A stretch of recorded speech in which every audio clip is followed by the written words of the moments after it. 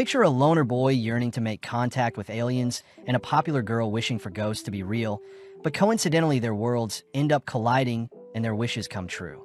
Having immersed themselves into the world of paranormal and supernatural phenomenons, our lovebirds must work together to survive in this funky new world. Opening on Momo Ace arguing with her boyfriend. Annoyed that her boyfriend continues to hound her for money, but when her boyfriend asks for Momo to offer up her body, Momo fires off a roundhouse kick. Having blocked the kick, the boyfriend retaliates by kicking Momo away, leaving Momo on the ground as he breaks up with Momo, seeing as she isn't useful to him anymore. In class, Muko and Miko scold Momo for choosing such a dreadful boy to be her first boyfriend ever, but Momo defends herself by saying that her ex-boyfriend resembled her dream date, Ken Takakura. Momo cries that she loves masculine men, but her friends ask Momo to stop dreaming. That day, Momo stumbles through the school hallways, suddenly stopping in front of a class where she sees Akaran being bullied by his classmates. But before the bullies can escalate things, Momo decides to stand up for Akaran and sit beside him. Having deterred the bullying, Momo asks what Akaran is reading, but getting bored, Momo decides to leave the scene. Later that day, Momo continues to storm through the hallways, suddenly noticing Akaran calling out to her, but seeing as Akaran has misinterpreted her kindness as some sort of love confession, Momo clarifies that she doesn't have any feelings for Akaran. Luckily, Akaran shows off the magazine he was reading earlier regarding the discovery of extraterrestrial beings on Mars, asking if Momo is a fan as well. Sadly, Momo states she could care less about UFO or aliens. Akaran continues to rant about UAPs and Japan's preparation for a space war, but Momo begins to leave. When Akaran tries spilling more information on Momo, Momo gets pissed, stating that her recent breakup is souring her mood, crying that Akaran's geekiness is the reason he doesn't have friends, only to fling his magazine aside. As Momo leaves the saddened Akaran, Momo realizes she may have said too much, immediately apologizing as she hands Akaran his magazine back. Momo admits that she does believe in ghosts, but Akaran begins to giggle, stating that ghosts don't exist, causing the two to despise each other. Momo reveals that her grandma is a spirit medium, asking if Akaran has ever seen an exorcism where the victim convulses, but Akaran simply plays it off as the victim having an illness. Momo fires back by demanding to know what proves aliens exist, but as the two continue to bicker, Muko and Miko stumble onto the two, glad to see Momo is getting over her breakup. Momo states that if she can prove ghosts exist, she demands Akaran serve her as a gopher, something that Akaran agrees to, as he states he'll make Momo serve him when he proves aliens exist. That night, Momo heads to the abandoned Nagi General Hospital, having been instructed by Akaran to head to the top floor and call for a UFO to abduct her. Momo is freaked out by the rundown location, wondering what sorts of things these aliens will do to her once abducted, but Momo gets weirded out hearing that Akaran may have been abducted in the past, but his memories seem to have been wiped. As for Akaran, he's seen visiting an abandoned railway tunnel as instructed by Momo, boldly heading over some guardrails as he declares he'll prove ghosts don't exist. With some teasing from Momo, Akaran soldiers on into the dark tunnel, but Akaran gets furious hearing that Momo has never met a ghost before. Momo reminds Akaran that her grandma is a spirit medium and that her grandparents mean a lot to her, seeing as her parents are never around, something that makes Akaran feel sorry for Momo. Momo adds that her family is quite weird, having been forced in her younger years to uphold rituals on her way to school for good luck, but naturally such a thing caused her to be bullied by the kids her age. But worst of all, the boys she liked made fun of her. Momo remembers blaming her grandma for making her feel so outcast, feeling bad that her relationship with her grandma grew distant since then. It's also the reason Momo believes in ghosts so much as she wants to defend her grandma's beliefs. Momo had realized that she hated the fact that the boy she liked didn't believe in ghosts, and in turn her grandma, something that Momo refuses to compromise on, especially since her grandma did so much to raise her. But having said too much, Momo asks why Akaran believes in aliens. Akaran states that he doesn't have any solid reason like Momo to believe in aliens, but having discovered some bloody footprints leading up to him, distracting himself by pointing out how easy it is to speak to Momo over the phone. Slowly getting freaked out, Akaran checks behind him for any ghost, but upon turning back into the tunnel, Akaran stumbles onto the ghost of Granny that morbidly offers to do kinky things to Akaran. Terrified, Akaran sprints back through the tunnel, reporting to Momo that he found a ghost. But as Akaran continues towards the exit of the tunnel, the exit suddenly seems more distant than before. When Akaran turns to check on the ghost Granny, the entire tunnel turns red, hearing from Momo that the Turbo Granny ghost is a creature you should never lose to in a race, seeing as you'll be cursed if you lose. As the granny sprints after Akarin, it easily catches up to him, forcing Akarin to hang up on Momo, scaring her. Rushing to check on Akarin, Momo instead notices some flashing lights, only to notice 3 businessmen staring at her. With Momo attempting to flee, she's ultimately captured, waking up bound to a chair only to hear the 3 businessmen utter that they are Serpoians from the planet Serpo. Momo is shocked to be speaking to aliens, but gets annoyed seeing as they ripped her clothes off of her, demanding to be set free. The alien Rokiro reveals that their species reproduces by cloning and doesn't house any females, stating that they want to reclaim their former glory by mating with a human, unveiling a mechanized serpent that horrifies Momo. Momo declares that her first time will be reserved for Kin Takakura, but as the aliens hold Momo down, they begin arousing Momo by tampering with her brain waves using psychokinesis. The aliens are impressed that Momo is resisting their arousal, but as the aliens try to force themselves onto Momo, they suddenly hear a ring from Momo's phone. As one of the aliens picks up the call, Turbo Granny can be seen emerging from the phone, immediately dispatching one of the aliens. It's revealed that Akarin had been cursed by Turbo Granny and seems to be struggling with control over his new body. But as Turbo Granny takes back her body, we see the aliens unveiling their true form. Revealed to be disturbing frog-looking monsters, one of the aliens attempt to bind Turbo Granny with their psychokinesis, but Turbo Granny simply speeds up dispatching another alien. When Granny hunts down the third, she is ultimately caught and flung into a nearby wall. But with Akarin able to temporarily gain control of his body, he is annoyed that he never was able to make contact with aliens even when he was a young boy calling out to them. Akarin was bullied due to his beliefs, but having met Momo, Akarin was shocked she was the first to ever believe in him, crying that he won't let anyone hurt her. As Akarin begins accepting Turbo Granny into his body, he slowly begins to morph, but having been slammed into the wall by the alien again, Akarin's transformation is halted. Turning to Momo, the alien declares it'll make their session quick, resuming its telekinesis to arouse Momo. Momo suddenly remembers the moment when she had argued with her grandma.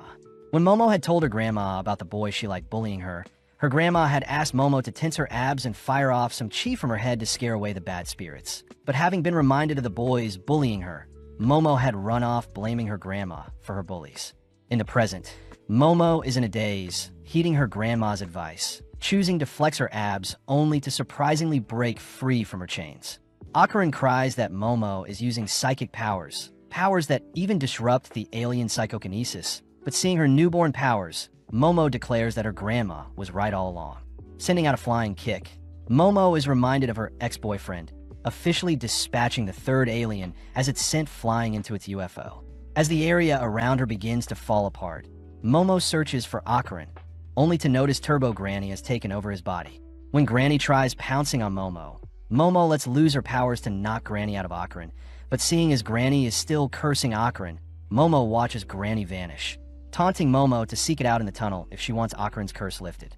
At the same time, we see the UFO flying towards the abandoned hospital, ramming through it only to crash land onto the road nearby.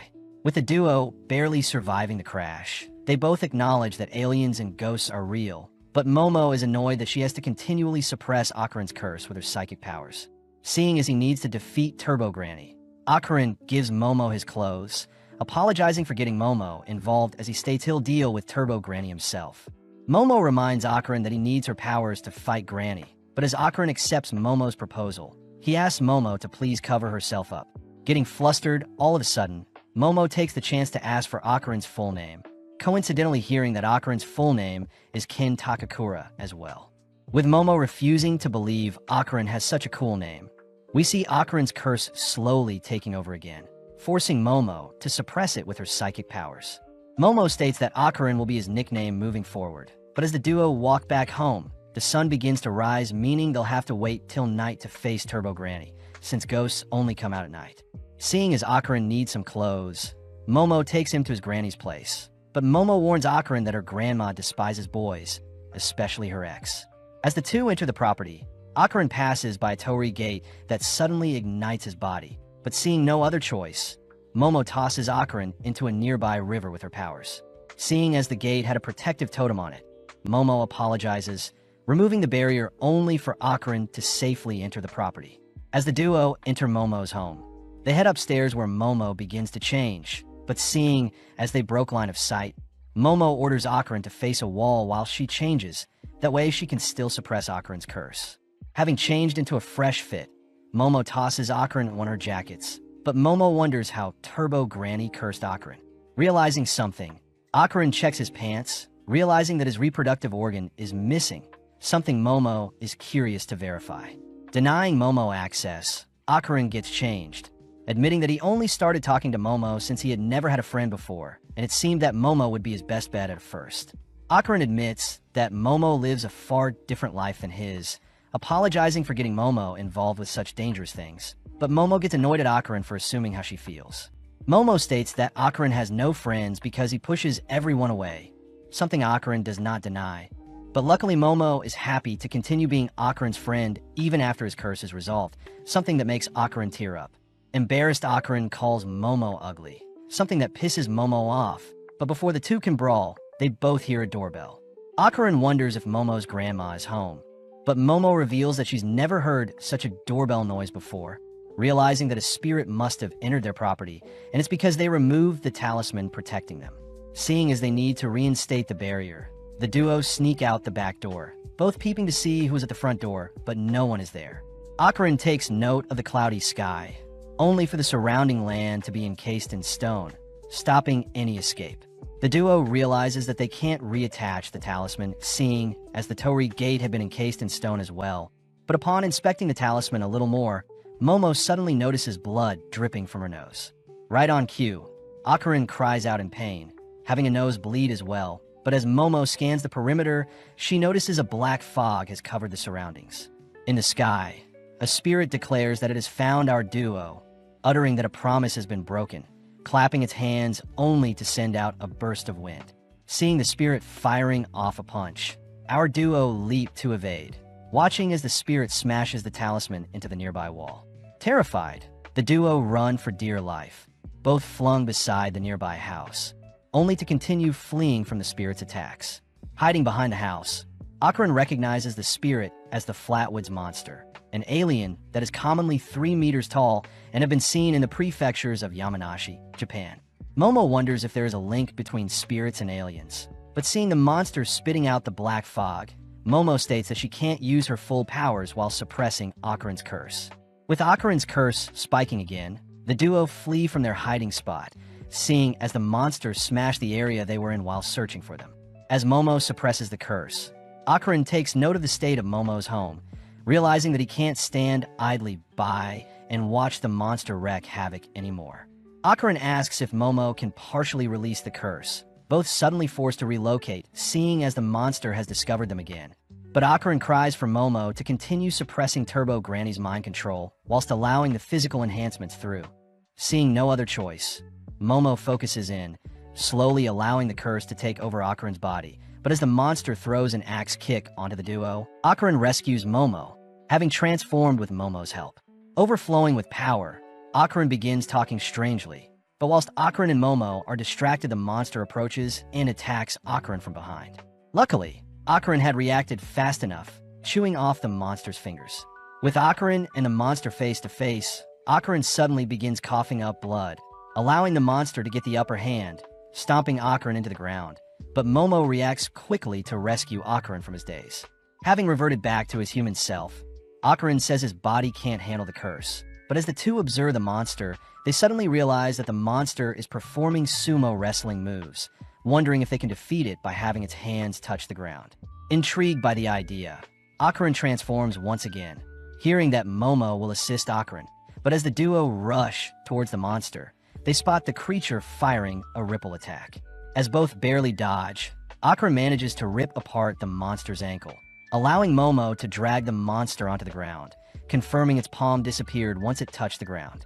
Sadly, the creature rolls to prevent its other hand from touching the ground, grabbing a hold of Momo only to toss her into the nearby wall with the Torii gate. Following up by pummeling Momo, all whilst Akarin's curse begins to take over, but luckily, Momo is still awake to keep Akarin in check. Momo voices how annoying it is that the monster cheated, but this only pisses the monster off, prompting it to wail onto Momo. Having endured enough, Momo reveals she had used the monster's punches to carve out the Torii gate, swiftly activating her psychic skills to drag Akarin toward her, only for her to reattach the talisman, setting the monster ablaze. Seeing as Akarin is outside the gate with her, they both gasp, seeing as everything is back to normal.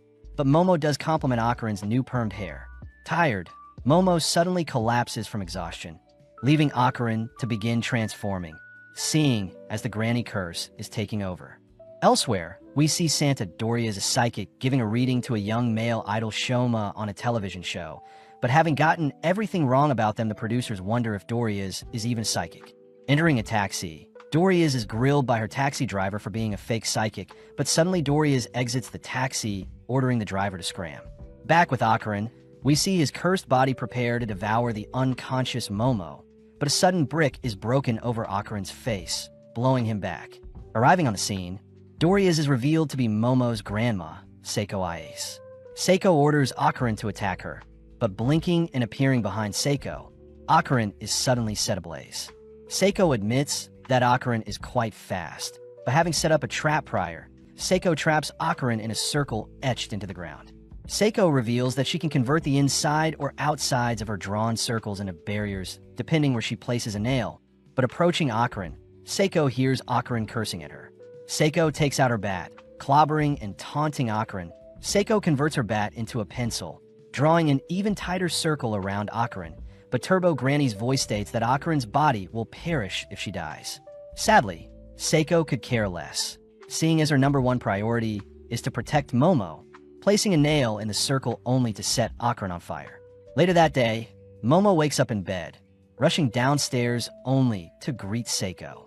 Seiko says she knows Momo has been messing around with spirits, but when Momo asks where her cursed friend is, Seiko declares that she has eradicated it. Momo cries for Seiko to stop joking around, but Seiko reminds Momo that ghosts aren't real, and plus Seiko is a fake ghost medium like Momo had accused her of being.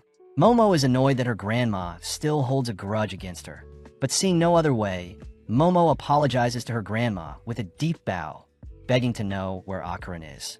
Hearing Seiko reveal Akarin is in the main shrine, Momo bolts towards the location, pleading for Akarin to be okay, but upon opening the shrine doors, Momo spots Akarin nonchalantly enjoying a rice ball.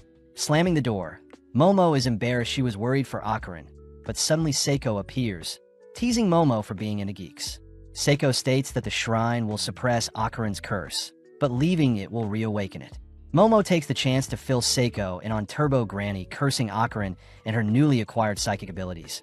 But Seiko is impressed that Akarin is cursed by such a powerful creature. Apparently, Turbo Granny used to be called 100 Kilo Granny, a yokai that haunts a tunnel, and a monster even Seiko herself avoided due to its immense spiritual power. Seiko states that spirits are the strongest when they fight in their bound locations, and seeing as Turbo Granny had fused with the tunnel, there is no chance of defeating them. Seiko advises Momo to forget about Akarin and continue living a normal life. But Momo refuses to do such a thing, quoting Ken Takakura and stating such a man would never leave someone in need of help alone. Amused, Seiko teases Momo for loving Akarin, but seeing as she can't leave her granddaughter to face the spirit alone, Seiko advises Momo to draw the spirit out of the city. Since Turbo Granny is quite prideful when it comes to winning races, Seiko instructs Momo to draw Turbo Granny out of Kamigo City to weaken it, and this way Turbo Granny can be taken out. Momo wonders why Seiko can't just plaster some talismans around Turbo Granny's tunnel. But sadly, Seiko says her talismans borrow powers from the gods in their current city, and each city have different gods ruling over them, meaning once the Granny is out of the city, the talismans will be no help. Seeing as drawing the Granny out from their bound city is the only way, Seiko states that Akarin must begin training to outrun the Turbo Granny, but he'll need to carry Momo whilst training to keep his curse in check. Sadly, Akarin currently in his transform mode is quite weak, so Seiko orders Akarin to do push-ups, sit-ups, back extensions and squats for 100 reps each, and Momo needs to improve her psychic skills. As Seiko heads to bed, Akarin mentions how young Momo's granny is, but Akarin also takes the chance to apologize for being so weak when facing the Flatwood monster, promising to repay the favor one day. Momo says Akarin is overthinking things, promising to always be there for him, something that flusters Akarin. Later that night, the news reported that all of Seiko's readings on Shoma were actually correct, but Seiko could care less. The next day, Akarin realizes he can't go to the bathroom without Momo watching him to suppress his curse. But Seiko asks Momo to explain how she is suppressing Akarin's curse in the first place. Momo reveals that she is able to sense and capture Akarin's aura with her hands, ultimately shrinking and subduing the curse. This is also true for objects she wants to pick up and move around, but Seiko asks Momo to try envisioning and feeling out the aura with her eyes closed, something that Momo manages to do, even surprised that Akarin's aura is quite cold. Sadly, it doesn't work very well as Momo has to relock onto Akarin, but having had enough, Akarin makes a dash for the bathroom. Momo stops Akarin from entering the front door, chasing Akarin down as she doesn't want a boy using her bathroom. But as the three rush towards a different bathroom, Akarin ends up relieving himself, all whilst Momo watches. Seiko utters that she suspects Momo's powers have most likely been sealed off, asking Momo to train alongside Akarin to further awaken them. But suddenly Turbo Granny's voice fills the surrounding area, as Seiko seems to be frozen in place with a nosebleed. Turbo Granny reveals that it can curse anyone that comes into contact with Akarin, demanding that Momo come see it in the tunnel tonight, or else it'll ensure everyone around Akarin is cursed. Retreating into the shadows, Seiko is seen all right with a bloody nose and ear, but seeing one of her talismans all bloodied, Seiko asks Momo what just happened. That night, Seiko suits our duo in the finest gear to ward off spirits. But as Momo turns to leave, Seiko quickly gives Momo a hug, reminding Momo to live no matter what. As the duo ride off, Seiko prays for them, but funnily enough, our duo have to board a train to conserve energy, drawing the attention of other passengers. With our duo appearing before the cursed tunnel, they both argue who should enter the tunnel first. But stealing their resolve, they both enter the tunnel, declaring they'll draw Turbo Granny out of the city to weaken and defeat it. Shining their light into the dark tunnel, our duo suddenly spot a massive head blocking their path, both preparing to flee, but they realize Turbo Granny has blocked them in from both sides of the tunnel. As the tunnel turns red, Momo quickly retrieves some bats they've brought, flinging them towards the eyes of one of the faces using her powers, but it doesn't faze the monster. Akarin cries for Momo to release his curse, allowing him to swell with power, but as Akarin marches towards one of the heads, he suddenly transforms back to a human. Turbo Granny reveals that she has removed Akarin's curse herself. That way they can't harm Turbo Granny with her own curse. Turbo Granny roars at our duo, preparing to devour them whole. But as Momo remembers her grandma's advice, Momo begins to taunt Turbo Granny, mocking how slow it is in a race. Momo demands to race Turbo Granny, something that surprisingly convinces Turbo Granny to morph back into her singular body, immediately accepting the challenge. Turbo Granny states she can devour our duo anytime, agreeing to count to 10 to allow our duo a head start. But when Turbo Granny tags our duo, their game of tag will be over. Momo says she hates people that break rules, allowing our duo to make their way to the tunnel's exit, but strangely Turbo Granny is counting weirdly, suddenly declaring that 10 minutes is up. In an instant, Momo is dragged into the tunnel and tied up by some hands, prompting Turbo Granny to restart the 10-minute count as it's time for Akarin to flee. Akarin is pissed at Turbo Granny's underhand tactics, demanding that Turbo Granny fight fair. But within a few seconds, Turbo Granny reaches the 10-minute count, reaching out to tag Akarin. Remembering that he had promised to protect Momo, Akarin rushes at Turbo Granny, clamping down on the monster's flesh as he demands the creature free Momo. Turbo Granny is pissed, attempting to rip Akarin off it, but sadly Akarin's sacred clothing is preventing Turbo Granny from harming Akarin. In pain, Turbo Granny chooses to possess Akarin, using his own hands to shred his clothes. But as Turbo Granny heads over to devour Momo, it suddenly senses a presence crushing it. Revealed to have been Momo, who has finally detected Turbo Granny's curse in Akarin, Momo begins to subdue the cursed flame, watching as Turbo Granny rushes to attack Momo. But luckily Momo completely seals Turbo Granny within Akarin. With Akarin completely fine now, Granny cries to be set free, all whilst a strange monster smashes through the tunnel, crying for Turbo Granny to be freed. As the location-bound spirit chases after our duo, Akarin wonders why the spirit is a crab, but Momo says the dead turn into crabs in order to cross a river into the afterlife. As Turbo Granny cries out to the crab, we see Momo ordering Akarin to transform, both barely dodging an attack from the crab. With Momo riding Akarin, Akarin states his body won't be able to hold on for much longer, choosing to leap off the nearby railing, all plummeting down into the town below them. Having used one of his 2 full throttle moves to soften their fall, The gang notice the area around them turning red, all watching as the crab leaps onto their location. Spotting various faces on the crab's back, Akron begins to run, realizing that the people around them can't see the crab. But worst of all, Akron doesn't seem to have the strength to make it out of Shono City before he collapses. Getting an idea, Momo instructs Akron to head into a nearby Japanese bar, choosing to weave up some stairs to distract the crab, only to position below some pipes. When the crab appears before our duo, Momo tears open some pipes to flood the monster with hot water, something that ends up boiling it. Seeing the boiled crab all stiff, our duo continue to flee the city, reaching the edge of Shono City. But out of nowhere, a horde of undeads rush them. Turbo Granny utters that a cemetery is near the edge of Shono City, and Granny is now using the undeads to hunt down our duo as well. When Momo tries to run alongside Akron, she suddenly trips, giving the undeads along with the newly healed crab a chance to surround them. Something that makes Momo ask Akron to use his final full throttle. Seeing no other way, Akron transforms, suddenly bursting through the horde of undeads attacking them, assisted by Momo, who helps move away some of the undeads with her power.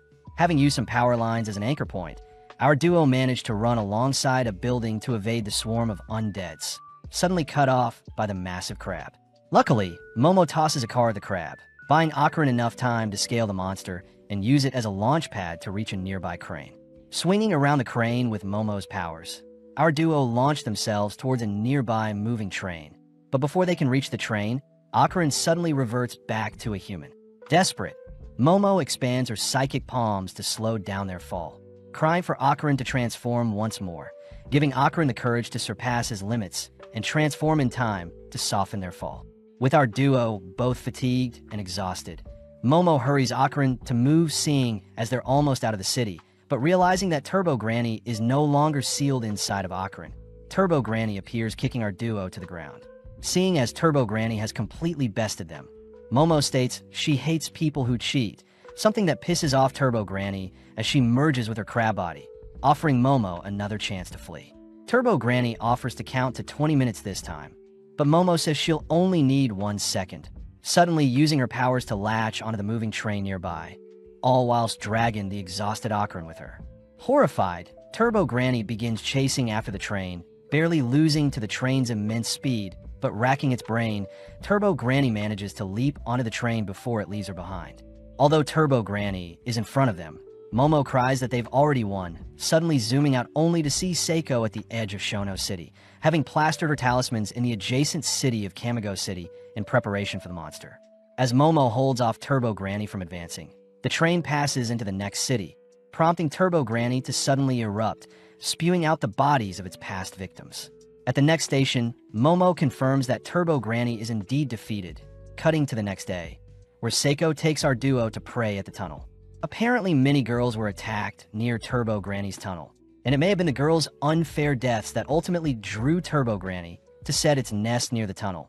But it's still wrong for a spirit like Turbo Granny to attack the living out of vengeance for the girls who unfairly met their fates. Seiko reminds our duo to never disrespect the dead, as it's the bare minimum to coexist with spirits. But Seiko is glad that Momo and Akron made it out in one piece. At home, Seiko and Momo argue over who gets to eat more boiled crab, all whilst Akron sits awkwardly. Seiko takes the chance to check if Akron's reproductive organ has returned, chasing him around the room, all whilst Momo slurps up the crab meat. Seeing as it's getting late, Akron bids Momo and Seiko farewell, but before Akron leaves, Momo says she'll see him tomorrow at school, exciting Akron.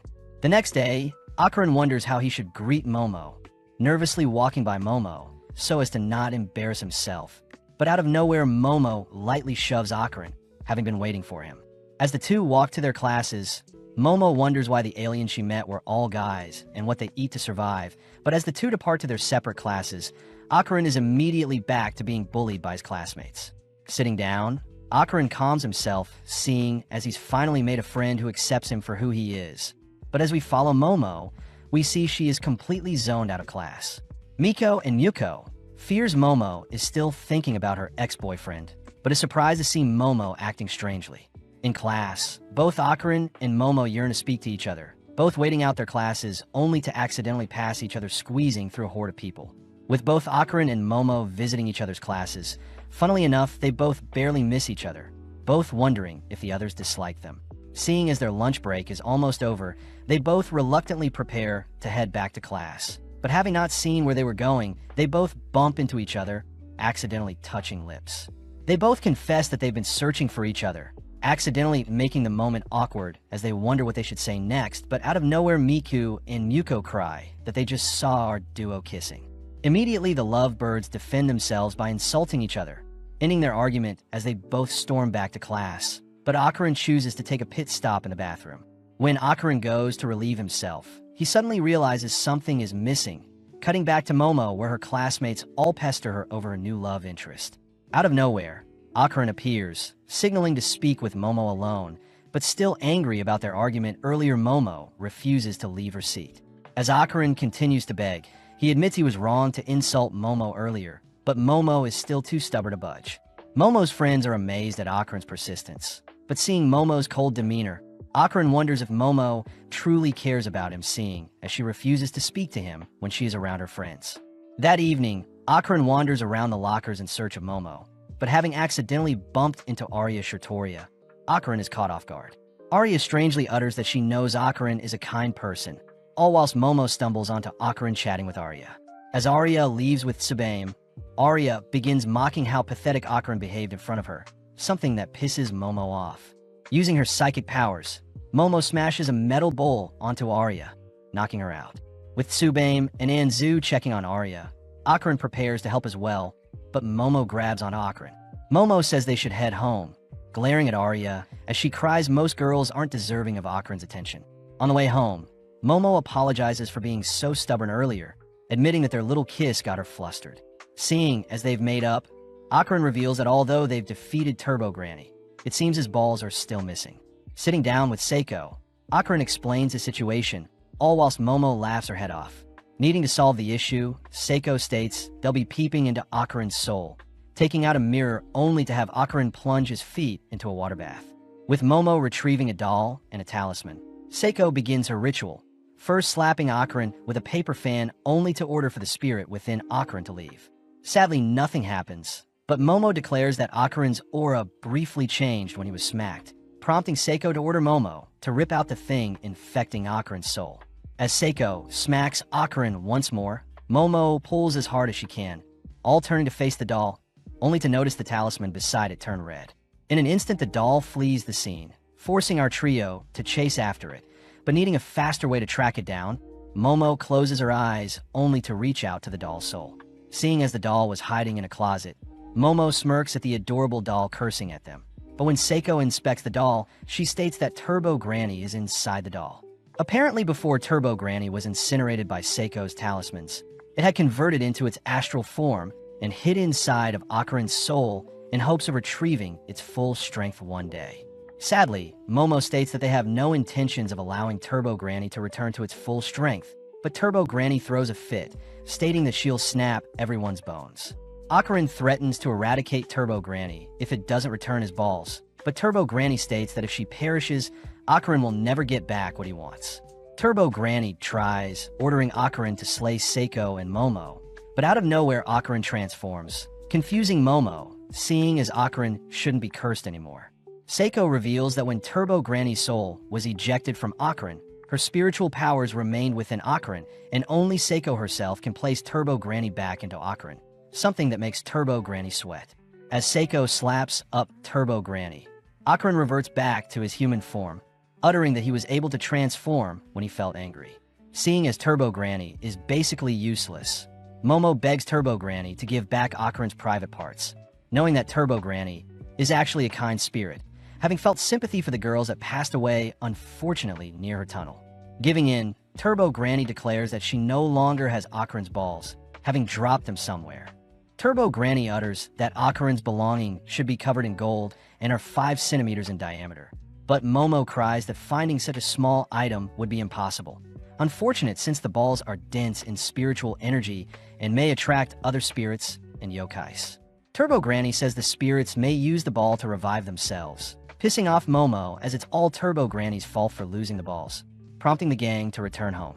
Seiko says she'll ask around for any lost balls, reminding Akarin to keep his new powers in check, only to cut to the next day, where Akarin's classmates ask Akarin if he is dating Momo. When Akarin says he isn't, the boys ask if Akarin can introduce them to Momo, seeing as she is their type. Realizing that the boys are spreading rumors about Momo, Akarin gets furious, suddenly transforming only to grab one of the boys by the collar. As the boys crumble in comparison to Akarin's strength, they beg to be let go, snapping Akarin out of his daze. Rushing to his table, Akarin tries calming down with some reading, only to realize Turbo Granny had snuck into his bag. Instantly running towards a secluded place, Akarin demands to know why Turbo Granny is at school with him. But Turbo Granny tries beckoning Akarin to allow her into his body, and in exchange, she will help him control his powers. Akarin says he won't be falling for any of Turbo Granny's scheme, suddenly stuffing the doll back into his bag as he hears a voice call out to him. But luckily, it's only Momo. Akarin tries telling Momo about Turbo Granny sneaking in his bag, but Akarin suddenly realizes how cute Momo is, beginning to run away, all whilst Momo chases after him. Alone, Turbo Granny is left to explore the school, all whilst Momo complains to her girlies about Akarin avoiding her.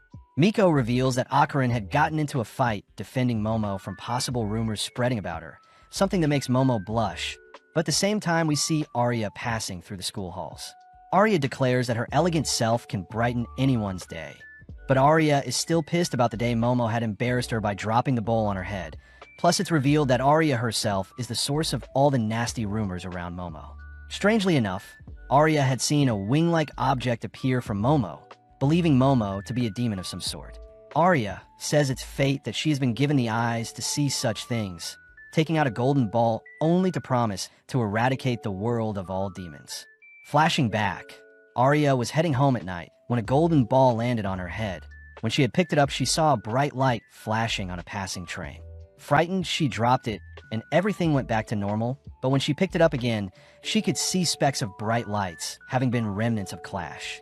At school, Arya thanks Tsubaim and Anzu for bringing her a Bible and a cross. But as her friends get tired of Arya's weird antics, Arya suddenly rushes to open a nearby window, demanding to know who the woman in the red dress is.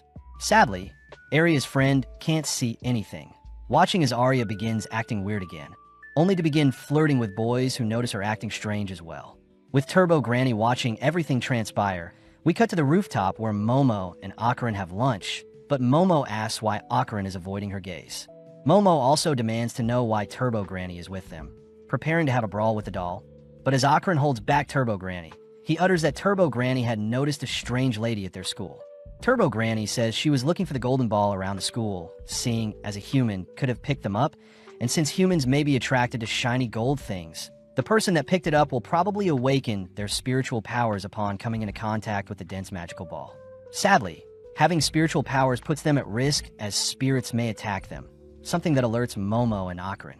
In class, Arya continues to fondle the golden ball, wondering if she could defeat Momo's demonic powers alone. But as Arya checks on the lady in the red dress, she notes how it's getting ever so close to her. With the school day ending, we see Akarin meeting up with Momo, but out of nowhere Arya appears, asking to speak with Momo privately. Having no choice, Momo heads off with Arya, all whilst Turbo Granny tells Akarin that Arya is the one in possession of the golden ball. Being taken to an abandoned factory, Momo gets weirded out, demanding to know what Arya wants to speak about. But out of nowhere, Tsubaim and Anzu tackle Momo to the ground only to bind her arms. Donning her gear, Arya tries exorcising Momo, believing she is a demon, but her pathetic cross along with her holy prayers do nothing to Momo. Pissed, Momo uses her psychic powers to fling Tsubaim and Anzu aside, only for Arya to try exorcising Momo again, this time rubbing her golden ball on Momo, as she cries for the sacred ball to give her strength. With Momo ordering Arya to hand over Akarin's golden ball, we see Akarin arriving on the scene, seemingly fleeing away from something. At that moment, we see the red-dressed lady tackling Arya, muttering that it's been waiting so long for Arya to finally see her.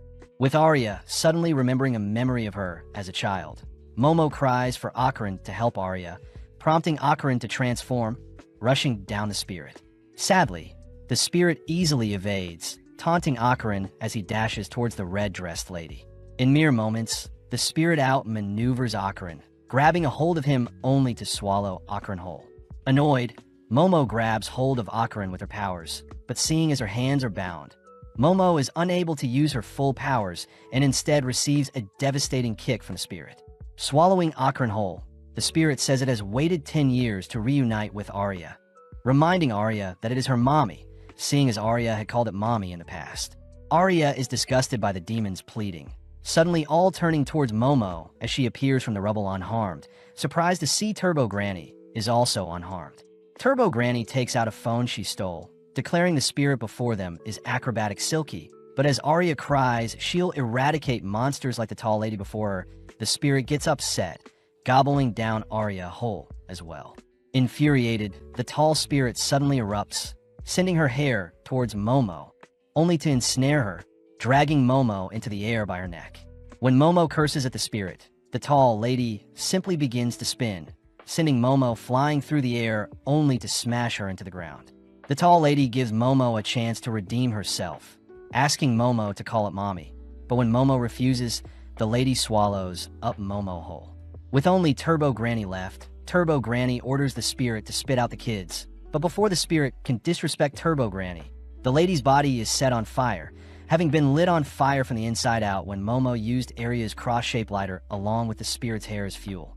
As the tall lady burns up, it ends up vomiting out our trio, suddenly transforming into a more grotesque monster. Crying, Silky demands to have Arya back, tossing several rails at the gang, but they manage to evade. Rushing through the factory, Akron says Arya's unconscious body is holding them back, but when Momo says she has an idea, Momo is suddenly pulled away, having been caught in Silky's web-like trap. With Momo tossed aside and incapacitated, Silky locks onto Akron, forcing him to continue through the factory, making use of his transformed body to lure Silky away from Momo. As Akron prioritizes Arya's safety, he evades the tall lady's hair with some aerial maneuvers, but suddenly is struck down, forced to tank a kick from the spirit. Seeing Arya laying before it, Silky says she can be together with Arya if it consumes her, but as the monster reaches towards the unconscious girl, the monster suddenly halts in its place. Momo appears, stating that the hair Silky had sprung across the factory ended up tying around too many things and has bound Silky in place, but refusing to give up, Silky kicks down a nearby pillar to free up some space. Seeing an opening, Momo rushes to restrain Silky's legs with her powers, all whilst asking Akron to slay the monster with his full throttle. Akron cries that he doesn't know how to do such a thing, as his past full throttles was out of desperation. But as Silky rips out her own hair to set herself free, it blows away Momo's psychic hands, flinging its hair towards Momo. In an instant, Akron transforms to protect Momo, spearheading a tackle that ends up blowing a hole through the factory along with Silky. But although Momo is amazed, Turbo Granny scolds Akron for his pathetic use of his power. Seeing as Silky isn't a priority anymore, the gang remember to retrieve Akron's golden ball, but as Momo celebrates a successful retrieval of Akron's family jewels, Turbo Granny reveals that Arya is dead. Horrified, our duo confirm that Arya doesn't have a pulse, learning that any human swallowed by a spirit would perish, and it's actually lucky that Akron and Momo themselves didn't pass away as well. Desperate, Momo tries resuscitating Arya's heart with her powers, all whilst Akron gives Arya mouth-to-mouth, but when Turbo Granny tries calling the ambulance, they all notice Silky crying out to Arya. When Akron prepares to attack the spirit once more, Silky offers to revive Arya by giving its life to her, but our duo refuse to believe the spirit. Silky states that she has good intentions, something Turbo Granny validates, finally convincing our duo to trust Silky. Although Momo is still skeptical, she hears Silky asking for her aura to be connected to Arya's.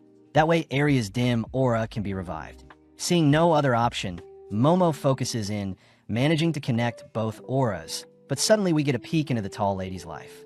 Having done anything for work, Silky was revealed to have a child that meant the world to her, forcing Silky to take on odd jobs just to make a living and raise the child. With time passing by, Silky's daughter grew fond of ballet, ultimately receiving a red dress that she treasured. Sadly, Silky had borrowed money and failed to repay her dues, leading her loan sharks to punish Silky and take her daughter as collateral. Pissed, Silky had frantically tried chasing after the loan sharks, but with her wounds getting the best of her, Silky passed away soon after. Flung into another world, Silky danced mindlessly at her cruel fate, feeling lifeless, especially since her reason for living was no longer with her. One day, while Silky was roaming around as a spirit, A young Arya had called out to her, mistaking Silky as her mother, but Arya's father reminded Arya that her mother had passed away. From that day onwards, Silky had claimed Arya to be the child she must protect, but in the present Arya finally awakens, all whilst Momo breaks into tears. Ocaran prepares to attack Silky, seeing Momo hurt, but Momo cries for Ocaran to chill out, allowing Silky to finally say her final piece. As Silky begins to crumble, it apologizes for hurting Arya, all whilst Momo hears that spirits that have no aura will be sent to the void and be deleted from their world, a cruel fate for Silky, who lived a tragic life. Hearing all of this, Arya questions her life, watching mindlessly as Silky wishes to spoil her child one last time, apologizing for being a terrible mother. Out of nowhere, Arya rushes to give Silky a hug, reassuring Silky that she did the best that she could and that Arya herself will shoulder the burden and remember Silky for the rest of her life, something that allows the spirit to finally pass on with a bit of closure. As the gang head home, they indulge in some somen noodles, all whilst Ocaran is amazed at the lineup of girls in front of him. Momo starts off by apologizing for dropping the bowl on Arya's head, but Momo demands Arya apologize to Ocaran for thinking so lightly of him. Arya clarifies that she hates Momo because she is a demon, annoying Momo as she tries to clear things up, but Arya points out how youthful Seiko is, plus Ocaran transformed into a demon as well. As the girls slurp down the noodles, they continue to bicker, but before Arya takes her leave, she wonders why Ocaran protected her when she was dead. Ocaran simply says it's human to protect others in need, something that makes Arya realize Ocaran is still human after all, running off as she feels taboo for falling for a demon like Ocaran. Comedically, the gang decide to play some baseball in order to reattach Ocaran's golden ball, but the question is, where is Ocaran's second golden ball? At school the next day, Momo hears that Ocaran doesn't have access to a computer to help with their search, but before Momo can schedule plans to meet during lunch or after school, Ocaran apologizes, seeing as he'll be busy all day. During lunch, Momo decides to eat with her girlfriends, finding it suspicious that Ocaran is busy all of a sudden. But as Momo heads to buy some juice, she wonders if she should check on Ocaran just in case. Out of the corner of her eye, she spots Ocaran on top of Arya, but as we flash back to a few minutes ago, we see Ocaran is busy because he wants to train his body for any future fights.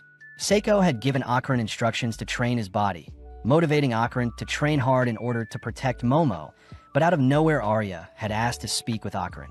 Arya cries that she loves Ocaran, reaching out only to prepare to kiss him.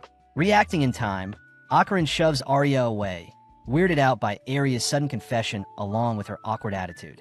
As the two begin to wrestle, Ocaran fears he has no right to be romantically involved with a popular girl, but Arya does admit that she has little experience when it comes to dating. Surprisingly, our duo end up tripping on each other, ending up with Ocaran on top of Arya, who welcomes Ocaran's advances. It was at that moment when Momo stumbled onto them, completely misunderstanding the situation as she stormed off, believing Ocaran was spending his day with another girl.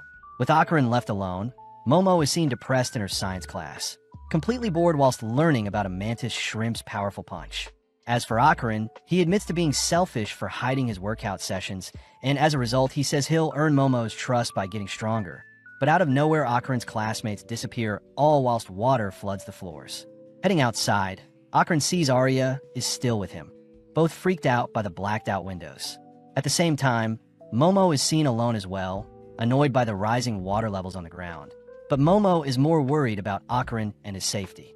Suddenly sensing something approaching, Momo hides, only to see a strange dinosaur roaming the hallways.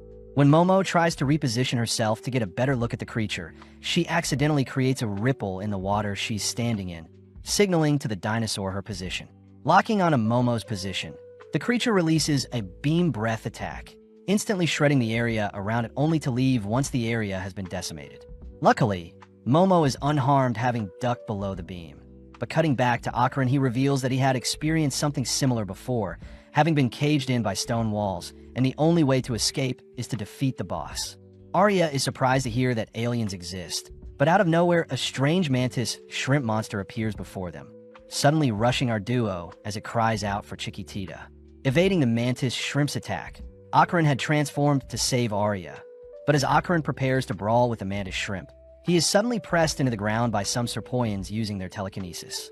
Arya tries, ordering the aliens to vanish, but with a wave of their hands, the Serpoians knock Arya back, revealing that it was them who created the black veil over the school to only allow those with high spiritual power through. The Serpoians reveal that they are after Ocarin's powers, and they want to experiment on Ocarin to harness his curse, forcing Ocarin to give in as the Serpoian's psychic powers are seemingly preventing Ocarin from transforming. As the aliens raise Ocarin into the air, ready to experiment on him, some strange hair suddenly wrap around the aliens, followed by a torrential gust of wind revealed to be Arya transformed, having taken on Silky's ballet fighting style. Having knocked down 2 of the 3 Serpoians, Arya quickly covers her eyes, seeing as Ocarin is basically naked, but Arya turns around realizing a single Serpoian and the mantis shrimp are working together. As the shrimp attacks Arya, Arya chooses to ignore the shrimp, running along the wall only to target the lone Serpoian, but Arya is caught off guard when she is blown back by the alien's telekinesis. The shrimp is annoyed to have been caught in the crossfire, but as Arya makes note of the alien's powers, she continues to dance around the shrimp's advances. As Ocarin searches the classrooms for spare clothes, he gets blown back by the shrimp's attack, impressing Arya, but when the Serpoian launches another telekinetic blast, Arya simply hides behind the shrimp to evade. Arya wonders if the shrimp is in love with her, taunting the creature whilst avoiding its attacks. But retaliating, Arya fires off a roundhouse kick only to catch the creature with a direct uppercut kick, pinning the monster into the ceiling.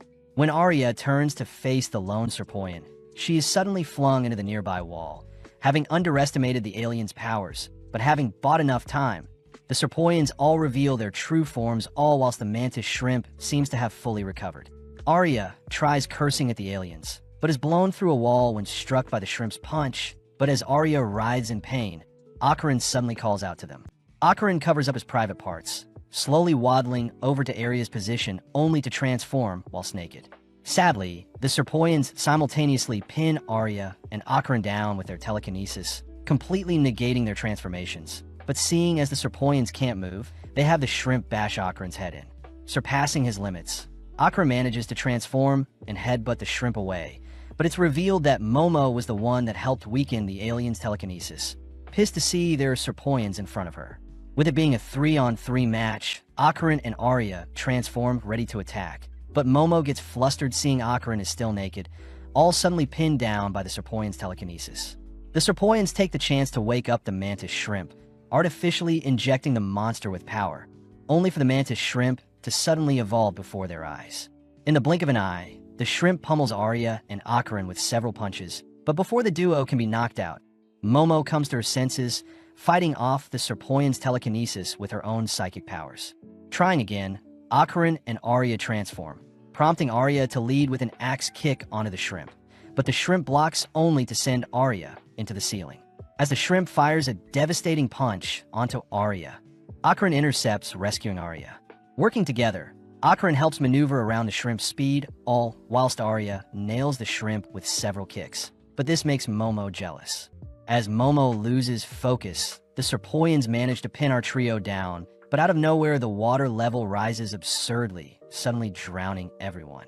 Although our trio are able to breach the surface, Momo realizes that the nearby walls and ceiling are all water as well. But suddenly the building's lights turn off. Sensing a disturbing creature swimming by them, Momo cries that they should find an escape route, but Ocarin states that the monster before them is called Nessie, something Arya adores about Ocarin. The Serpoians attempt to scold Nessie for not slaying Momo correctly, but Nessie suddenly slays one of them with its beam breath. As Ocarin and Momo flee for dear life, Arya is suddenly struck from below, sent flying into the area of water that replaces the ceiling, all whilst the attacker is revealed to be the mantis shrimp who thrives underwater. Funnily enough, the shrimp still needs to breathe air. Worst of all, Ocarin realizes that Turbo Granny's powers can't swim. As Momo and Ocarin continue to swim to evade the shrimp's punches, Momo says she can't rescue Arya, seeing as the shrimp is in the way. When Ocarin offers to distract the shrimp for Momo to retrieve Arya, Momo gets annoyed, accusing Ocarin of only caring for Arya. Seeing as Momo is still angry about earlier, Ocarin reveals that everything he's done is to impress Momo, flustering her as he pushes Ocarin away. At that moment, our duo are struck by one another of the shrimp's punch, forcing Ocarin to tackle Momo aside as they both gaze into each other's eyes in the water. Getting an idea, Momo propels Ocarin towards the shrimp only to divert their course towards the ceiling to evade the shrimp's attacks. Having entered the ceiling, Momo grabs hold of Arya, all heading into a room where Momo manages to resuscitate Arya. Momo orders Arya to strip, seeing as their clothes are holding them back. But as we follow the mantis shrimp and the serpoians, they seem to be fleeing from Nessie, who seems to be slaying everything in its path, forcing the serpoians to prepare to merge with the others. As Arya and Momo ride Akaran, they all dive in the water to face the aliens. But upon realizing that the serpoians have merged with both Nessie and the mantis shrimp, our trio hurriedly evade the monster's beam attack. Breaching the surface for some air, the gang realize that the monster is absorbing water for its next beam attack, prompting the gang to agree to try and break the monster's neck to render the attack useless. Submerging once more, Arya takes charge by wrapping her hair around the monster's neck, choosing to dive towards the monster with her leg outstretched, but sadly the monster intercepts Arya with its fist, following with a flurry of attacks that stall long enough for it to unleash another beam attack. Racing against the beam, Momo and Akaran manage to rescue Arya, realizing that the monster has the beam attack and the shrimp's close quarter punches. As our trio flees from the monster, Momo realizes something, but before she can say anything, an explosion separates our trio. Momo is revealed to be the monster's main target, barely able to hold her breath whilst in the water. But as the monster throws out a punch, Momo suddenly removes the water in their surroundings. Momo knows that mantis shrimps aren't able to unleash their full power on land, seeing as the impact from their punch would shred their own bodies. A weakness Momo has used to have the monster tear away at its own body. As a last-ditch effort, the monster latches onto Momo, attempting to drown her whilst it charges up another beam attack. But Arya had reacted fast enough, latching onto the monster, all whilst giving Akaran a direct path towards Momo. In the blink of an eye, Akaran rushes and slays the monster, clinging onto Momo with his final breath of air, only for the surrounding area to return back to normal. Momo and Akaran are relieved to be back in the school, but realizing that they are naked and soaking wet, our trio flee the scene, all whilst the other students demand to know what is happening. Elsewhere, we see the school nurse, Ju, asking if our trio is being bullied, but sadly our trio utters nothing. Ju insists that they tell the truth, as she doesn't tolerate bullying, but as another teacher tells Ju she is receiving a phone call, Ju leaves our trio alone while she attends to other business. Both Momo and Arya begin to break down, seeing as their public image is ruined, but Akaran wonders why the aliens were after Turbo Granny's power. Momo asks how Arya was able to use Acro Silky's powers, reasoning that since the tall lady revived Arya, it would make sense she now shares the tall lady's powers. But Akaran states that Arya herself may also be a target, seeing as she has powers. Momo finds it strange that the aliens want Turbo Granny's yokai powers, but Akaran utters that it must be because the demons and aliens of Earth are fighting against the aliens invading their world. This also explains the reason for aliens needing to experiment on spiritual humans. But regardless, the girls continue to cry that everyone has seen them naked, all agreeing to blame the mess on Momo, who asked everyone to strip. Right on cue, Arya's friends enter the room to retrieve Arya, blaming the mess on Momo, but Momo could care less. Now alone, Momo demands the reason why Akaran was on top of Arya. But as Akaran mutters that he was secretly trying to get stronger to impress Momo, Momo can't help but admire Akaran.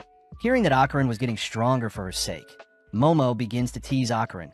But before Akaran can leave, our lovebirds exchange some flirty glances. Out of nowhere, Miko and Yuko appear, asking to know why Momo is naked on Akaran. But when Momo tries explaining things, the girls only get more confused. Getting to the bottom of things, Miko deduces that there is a love triangle between Arya, Akaran, and Momo, and Akaran seems to be the one the girls are fighting over. In class, Arya's classmates offer to help Arya with any trouble she is facing, something Arya smirks about, seeing as her popularity hasn't diminished whatsoever. But suddenly Arya's classmates blame Momo for embarrassing Arya. Hearing her classmates scheming horrible things to further punish Momo, Arya admits to being the one that spread the heinous rumors about Momo to begin with, refusing to tolerate any further harassment of Momo.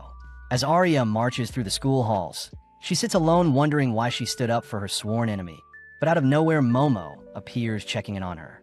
Momo asks how Arya is doing, but Arya tries putting up a wall between them, demanding that Momo leave her alone. Momo deduces that Arya didn't add any more fuel to her already bad image. But before Arya can say another word, the girls notice the mantis shrimp is still alive, both preparing to engage the creature. Surprisingly, the monster suddenly collapses, crying out to its baby, Chiquititia. Waking up, The shrimp realizes it's been patched up, but Seiko and our trio confront the monster, wondering if the shrimp is an alien or a Japanese kappa. As the shrimp takes a battle stance, it realizes it has been served some curry, immediately kneeling down as it cries tears of gratitude to have been served a loving meal. With the gang buying some sushi, they all start fighting over who gets what, all pairing up with Turbo Granny brawling with Akron, Seiko taking on the shrimp, Momo and Arya arguing with each other. Finishing up the meal, the shrimp reveals that his son is very ill, and if his son doesn't receive blood every day, he'll pass away just like the shrimp's wife did. The shrimp's manner of speech is quite ambiguous, but the gang hear that the shrimp's homeland is war-torn, so he had to leave to a foreign land to earn some extra currency. The shrimp begins blaming himself for his son's condition, and worst of all, there is nothing he can do about it, suddenly shedding some tears. Akron asks what he can do to help, wondering if he can hand over his private parts to help the shrimp get paid, and then the gang can simply attack and retrieve his private parts once the shrimp's family is taken care of. Momo refuses to allow Akron to be put in danger, but Arya sides with Akron's selfless offer, prompting both girls to begin arguing. The shrimp says he must get a proper job and not inconvenience our trio further, promising to never harm our trio, but before the mantis shrimp can leave, Seiko says the shrimp's blood stinks. With Seiko sniffing at the bandages wrapping the shrimp, Seiko takes out some milk, asking the shrimp to taste it, but surprisingly the shrimp utters that the milk is equivalent to the blood that runs through their body. Seiko reveals that the mantis shrimp's blood is similar to cow's milk, and seeing as the shrimp's issue can be resolved with milk, Seiko says she'll give the shrimp a cow to give it an infinite source of blood for his sick child. As the shrimp beams up a cow, he promises to repay the favor in the future, instantly disappearing from the skies. Back inside, our trio begs Seiko to buy them new school uniforms, but Seiko refuses. Momo says they are out of money and must resort to begging, but Akron points out it is the third time Seiko had bought them a replacement uniform. Seiko orders Momo to do an impersonation of Hiroshi Abe the comedian if she wants her uniform, forced to keep up the act as she answers the doorbell. But Momo suddenly greets Jean and Juji, Momo's childhood friend and first love. Akron is quite intimidated by Jin's handsome figure, but out of nowhere Jean bursts out laughing, weirding everyone out with his sporadic behavior. As Seiko shows Jean to his room, Seiko reveals that Jean will be living with Momo from today forth. But Momo refuses to live with a boy, all whilst Arya accuses Momo of gathering demonic allies. Seeing as it's getting late, Arya heads home, leaving Akron to bid farewell as well. But before he leaves, he shyly wishes to see Momo tomorrow at school, something that pleases Momo. Back in the house, Jean scoffs down Seiko's cooking, all while Seiko tells Momo that Jean is living with them since Jin's parents have been hospitalized. As Jean and Momo wash the dishes, Jean takes the chance to apologize for making fun of Momo when they were younger, telling Momo he can see ghosts now. Momo asks if Jean had come into contact with any golden balls, but Jean denies such a thing, telling Momo that after they went their separate ways in middle school, Jean and his family wound up moving out into a house surrounded by a forest. Immediately, Jean felt something was strange with his new home, and when Jean told his family, they laughed it off, leading to one fateful night when the entity haunting him showed itself to Jean. Ever since then, his parents' health had gotten worse, leading Jean to rally together 5 exorcists that could solve his issue, but sadly 3 of the 5 had taken their own lives soon after facing the entity. As a last resort, Jean is asked if Seiko could help him, something Momo reasons was the right thing to do. Jean once again deeply apologizes for making fun of Momo when they were younger, but suddenly Seiko reminds the pair that her powers only work in Kamigo City, meaning Momo herself will have to deal with the issue, and Seiko suspects the golden ball must be behind this somehow. At school the next day, Jean celebrates seeing as he's transferred schools, immediately captivating the girls in his class. Although Jean's parents are hospitalized, it doesn't stop Jean from asking for a girl's phone number, even dancing through the class as he's seated next to Momo and her friends.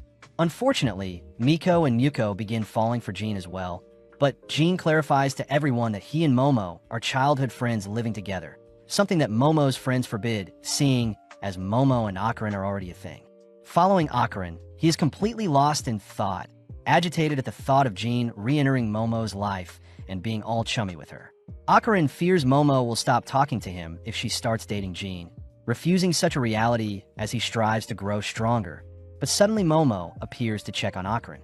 As Momo sits down for her lunch, she offers to feed Akron since his hands are tied up, but sadly Jean joins them, offering Momo her favorite yogurt drink.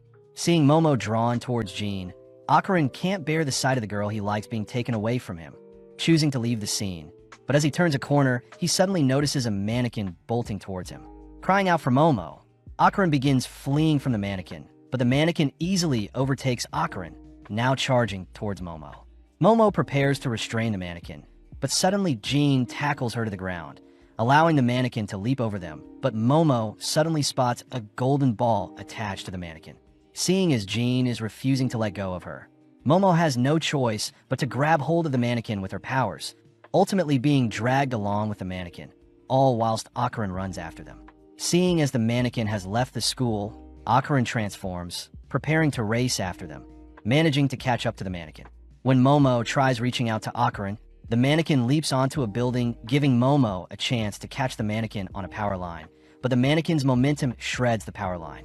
With Momo suddenly seeing a bus heading their way, Akarin manages to pull Momo to safety, grabbing hold of her only to fling her and Jean onto his back. Still chasing after the mannequin, Akarin grounds himself, allowing Momo to pull the mannequin towards them, but the mannequin puts up a good fight, refusing to give up.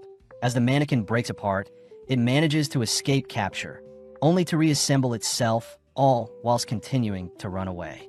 Having lost sight of the mannequin, Akarin reverts back to his human form, all watching as Momo smacks her hands together, managing to guide our trio toward the junkyard.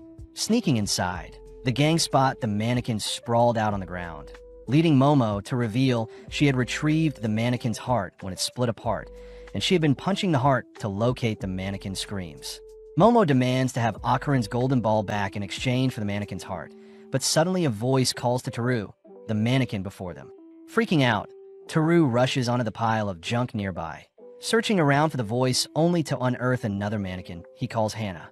Teru cries that he'll do anything to be together with Hannah, something that resonates with Akarin, as he hears Teru confessing his deepest desires to spend the rest of his life with her.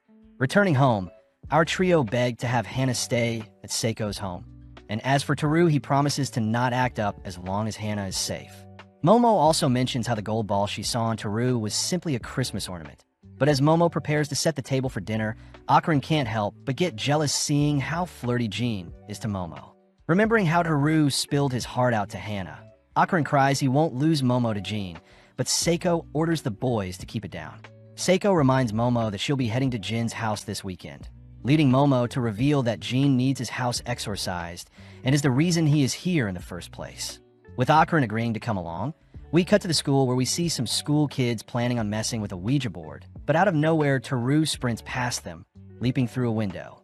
Wanting to see Hannah, Teru boards a train, but as he dreams of visiting his loved one, he is accidentally run over by a truck. Following Momo, she is seen waiting outside with Hannah for Teru's arrival, but as time passes by, Momo falls asleep outside beside Hannah. As the sun begins to rise, Teru finally arrives, apologizing for visiting so late. But at the same time, we see Jean on edge, unable to sleep due to the mysterious entity haunting him. With the big day arriving, our trio board a train, passing time by playing Old Maid, but Akarin seems to be losing constantly. Jean tries cheering Akarin up with some snacks, but Akarin simply gets more depressed seeing Momo and Jean reminisce about their childhood, making Akarin feel pathetic as he sees his own jealous reflection in the window. Akarin tries distracting himself by uttering that he needs to retrieve his golden ball no matter what, but seeing as Jean and Momo are non-stop chatting, Akarin interrupts in by educating the two on the Tsukinoko. Coincidentally, Jean utters that his village as a legend revolving around the Tsukinoko shrine, where the villagers worshipped a great serpent for 200 years. Seeing as Jean has stolen his spotlight, Akarin tries bringing up the other myths to intrigue Momo. But accidentally, Akarin starts to hit off with Jean as he is the second person to take a liking to the paranormal, just like Momo. Jean asks if he can be friends with Akarin.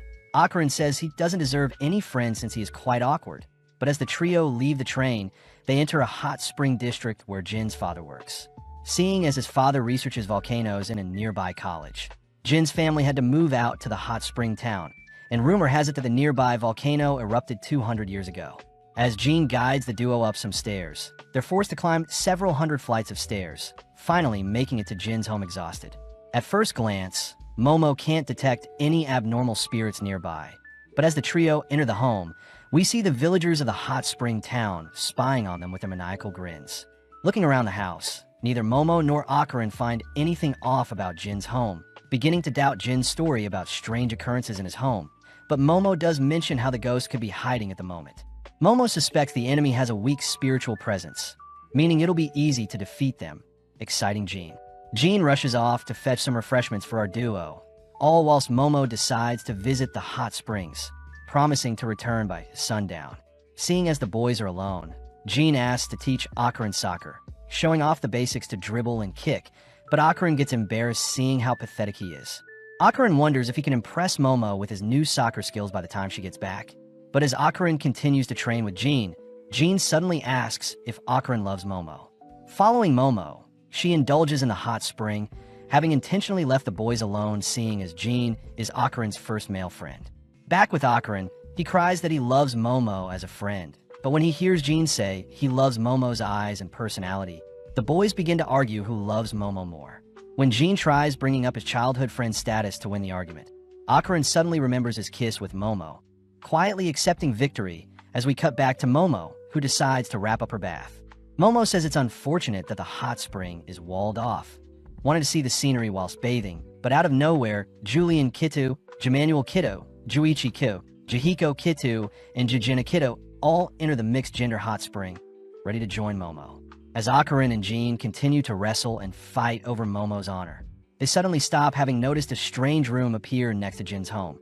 But as this happens, the five men enter the bath, all approaching Momo. Jin and Akarin inspect the wall, separating the house and the extra room. But upon realizing it's hollow, Jin reasons they should have a closer look. Jin takes charge by smashing a hole in the wall, shocked to see hundreds of talismans crammed inside the wall. But as we cut back to Momo, we see the five adults swimming towards her. Momo wonders if she can deal with them all at once. But before Momo can activate her psychic powers, she is tackled and pinned down below the hot spring waters. Running out of breath, Momo lets loose a burst of psychic powers, managing to smack the attacker with the snake head of the nearby water dispenser. Within a few seconds, the hot springs dispenser begins to overflow, distracting the men long enough for Momo to leave the bath, all whilst the surrounding infrastructure of the hot spring begins falling on the men. Before Momo can flee the scene, one of the men manages to catch up to her, but luckily the remaining walls of the hot spring perfectly collapse on the man, revealing a gorgeous view of the hot spring village. In the corner of her eyes, Momo spots Turbo Granny bathing in the hot spring, learning that she had tagged along when she heard the gang was visiting a hot spring village. Momo fears that she'll have to pay for the damages, quickly hiding to change in her clothes, all while several Chamber of Commerce workers enter the hot spring, accusing the creepy men of destroying everything. Momo hears that the men who attacked her are from the Kido family, watching as the creepy men are hunted by the commerce workers. Plus, Momo suspects that Turbo Granny had helped her earlier. As the duo head home, Momo asks what Turbo Granny thinks about Jin's home, but Turbo Granny doesn't like the vibe of the home, declaring that it soaked up too much blood. Back with the boys, they wonder if they should enter the strange room, but Akarin reasons they should wait for Momo to return. Upon hearing someone at the door, Akarin rushes to answer, only to spot Naki, Juriko, Juju, Junko, and Jitimu strangely staring at them. Funnily enough, Jin invites them in for snacks, all gossiping how the town is run by them, and those who don't listen need to be punished. Naki orders Jin to eat some snacks with them, reminding Jin that he doesn't pay rent, so he should listen to her, especially since Jin's parents are so weak. Akarin hears that Jin's home is a rental, and seeing as his parents are hospitalized, the Kido ladies have been allowing him to stay for free. Jin asks Akarin to not mention the hole in the wall, and when Naki demands to know why Jin left all of a sudden, Jin cries that he was simply visiting Akarin, his new friend, and now he's returned to show Akarin his home. Naki asks if Jin is still trying to hire spirit mediums, something that pisses off the other ladies. But Jin says a shy boy like Akarin could never be a spirit medium. Taking out a shotgun, Naki reminds Jin that she has a license to hunt, recounting a time when she accidentally shot someone, but Jin says Naki shouldn't joke about such things. Right on cue, Officer Tsuru appears, strangely flinching when Naki glares at him. Following Tsuru are the 5 creepy men from earlier, now all dressed up, revealing that it was thanks to Tsuru that they weren't punished after being captured. As the men join the ladies, we see Juichi asking what Jin's been up to, demanding that Jin tell him the truth. Jin reassures Juichi that he was picking up a friend for a home visit, but Juichi suddenly locks onto Akarin, asking Akarin what Jin's favorite soccer team is. Juichi says a friend of Jean would surely know, and with the situation tense, Akarin says it's Saint Germain, successfully clearing himself of all suspicion. Jean is surprised Akarin knew the answer, but Akarin says the poster he put up to hide the hole has the answer. When a ladies ask when Jin's lady friend is coming back, Jean tries playing dumb, but Naki says she knows Jean is lying. Cutting over to Momo, she is seen visiting a Tsukinoko shrine, but is caught off guard seeing a strange man balancing on his head. Spotting Momo, Manjiro apologizes for the awkward sight, inviting her to see the shrine. Upon entering, Momo is disappointed to see the dried-out remains of a snake, especially since there were tales of a mythical snake guarding the village. The legend says that the snake lived in the nearby volcano and caused it to erupt everything it got hungry. So the villagers had offered up a child every year for the past 200 years to quell the snake's hunger. And in exchange, the volcano remained dormant, and the village was allowed to enjoy the hot springs. Manjiro says nowadays, erecting a shrine to pray to the snake is enough. And Tsukinoko was a name given to the snake to attract more tourists. But Manjiro does mention how people in the past would continue to uphold the sacrifices in fear of the volcano erupting again. As Momo heads back to Jin's home, she excitedly calls out to the boys, but is horrified to see Akarin and Jean have been knocked out, all whilst Naki declares that their last offering has arrived. As the men attack Momo, she starts off by firing off a kick, knocking out one of the men, only to knee another with the help of her psychic abilities. Sadly, Momo is pushed into a devastating punch, barely able to block it with a barrier, quickly recovering and knocking down another by tossing a table at them. Caught off guard, Momo is restrained from behind, receiving a brutal head, but that blurs her vision. Luckily, Turbo Granny scares off the man, causing him to bump his head, but Momo is more curious who these people are. Momo demands that everyone leave this house, but out of nowhere, Naki leaps towards Momo with a flying kick, blowing her back. As Naki chases after Momo with some insane movement, she is able to maneuver around the flying obstacles Momo sends her way, only to appear in front of Momo, comboing her with various strikes. To top things off, Naki smashes Momo through the talisman-filled room, wondering how Momo can use psychic abilities. Momo is weirded out by the strange room, piquing Naki's attention to see a talking cat with Momo, all whilst revealing that the Kiddu family has been protecting the village for generations. Momo demands that the strange people leave Jin's home, but Naki declares it's thanks to the Kiddu family that their village hasn't been burnt to a crisp, and this is because they've been upholding the tradition of sacrifices to the serpent god. Momo is disgusted by what she is hearing, and to make things worse, Naki reveals that Jin's home was the original location for when their ancestors sacrificed people. Naki says it's perfect that they have 3 offerings, prompting the room to strangely begin to morph as it begins swallowing Momo whole, mimicking sand to absorb Momo. Momo quickly makes use of her psychic abilities to pull herself out of the room, but Naki and the others guard the exit, forcing Momo back into the room as they declare Momo needs to be sacrificed. Trapped and seeing no way out, Momo cries for Turbo Granny to do something. But luckily Jean and Akarin have awoken, managing to pin down Naki and several others with a couch. When Akarin calls out to Momo, Momo tries reaching out to Akarin, but out of nowhere the room collapses, sending everyone tumbling into the abyss below. Barely surviving the fall, the gang wonder how they'll escape. Plus they're confused at the various houses in the pit with them. Hearing Jean calling for help, Momo quickly uses her powers to reach out to Jean before he falls, but having missed her timing, Jean helplessly slips and falls. Strangely, Jean falls onto something that softens his fall, awakening the horrifying Serpent Lord. Immediately, Naki and the Kidda family get into formation to greet the serpent, offering up our trio as sacrifices, but Turbo Granny points out how the serpent is a Karagari. Akarin remembers a Karagari to be a Mongolian deathworm, a giant man-eating earthworm that lives in the Gobi Desert. And this was the creature the Kiddus have been worshipping for the past 200 years. Momo warns the Kiddus to not agitate the giant worm, but ignoring the kids' pleads, the worm ultimately attacks the Kiddus. Realizing they don't stand a chance against such a creature, our trio decide to hide in a building for now. But as they enter a house, Jean suddenly spots Momo and Akarin writhing in pain. At that moment, Akarin begins to transform, unable to hold back his instincts as he crawls towards Jean. With Akarin all over him, Jean uses all his strength to wrestle Akarin off him, even tanking a slap as he watches Akarin continue to cry out in pain. Throwing Akarin around, Jean manages to stop Akarin from hurting himself, suddenly spotting the ground below him begin to rumble. Picking up Momo and Akarin, Jean manages to move them aside as the worm launches through the house, giving Jean an idea as he sees the worm is reacting to the vibrations in the house and not their voices. Jean is forced to stop Akarin from hurting himself once more, and as Akarin begs for someone to end his suffering, Jean suddenly remembers the moment when he found his parents attempting to hang themselves, with the last words also begging for their lives to be taken. Jean wonders what could be causing such a visceral reaction, suddenly watching as Momo plunges a glass shard into her belly, but luckily Turbo Granny is stabbed instead. Turbo Granny instructs Jean to tie Akarin up, following up by restraining Momo, only to hear from Turbo Granny that the worm is emitting psychic waves that force people to take their own lives. Jean wonders why he isn't being affected, but before Turbo Granny can explain, Momo tries filing glass shards at herself, forcing Jean to leap in the way of the projectiles. Flung into another room, Jean helplessly glances up at the worm, staring off into the eye of the storm. Jean notices Momo trying to injure herself once more, stealing his resolve as he reacts fast enough to tank the glass shard, only to hoist everyone onto his shoulders. As Jean rushes through the home, he evades the worm's advances, all whilst descending through the house.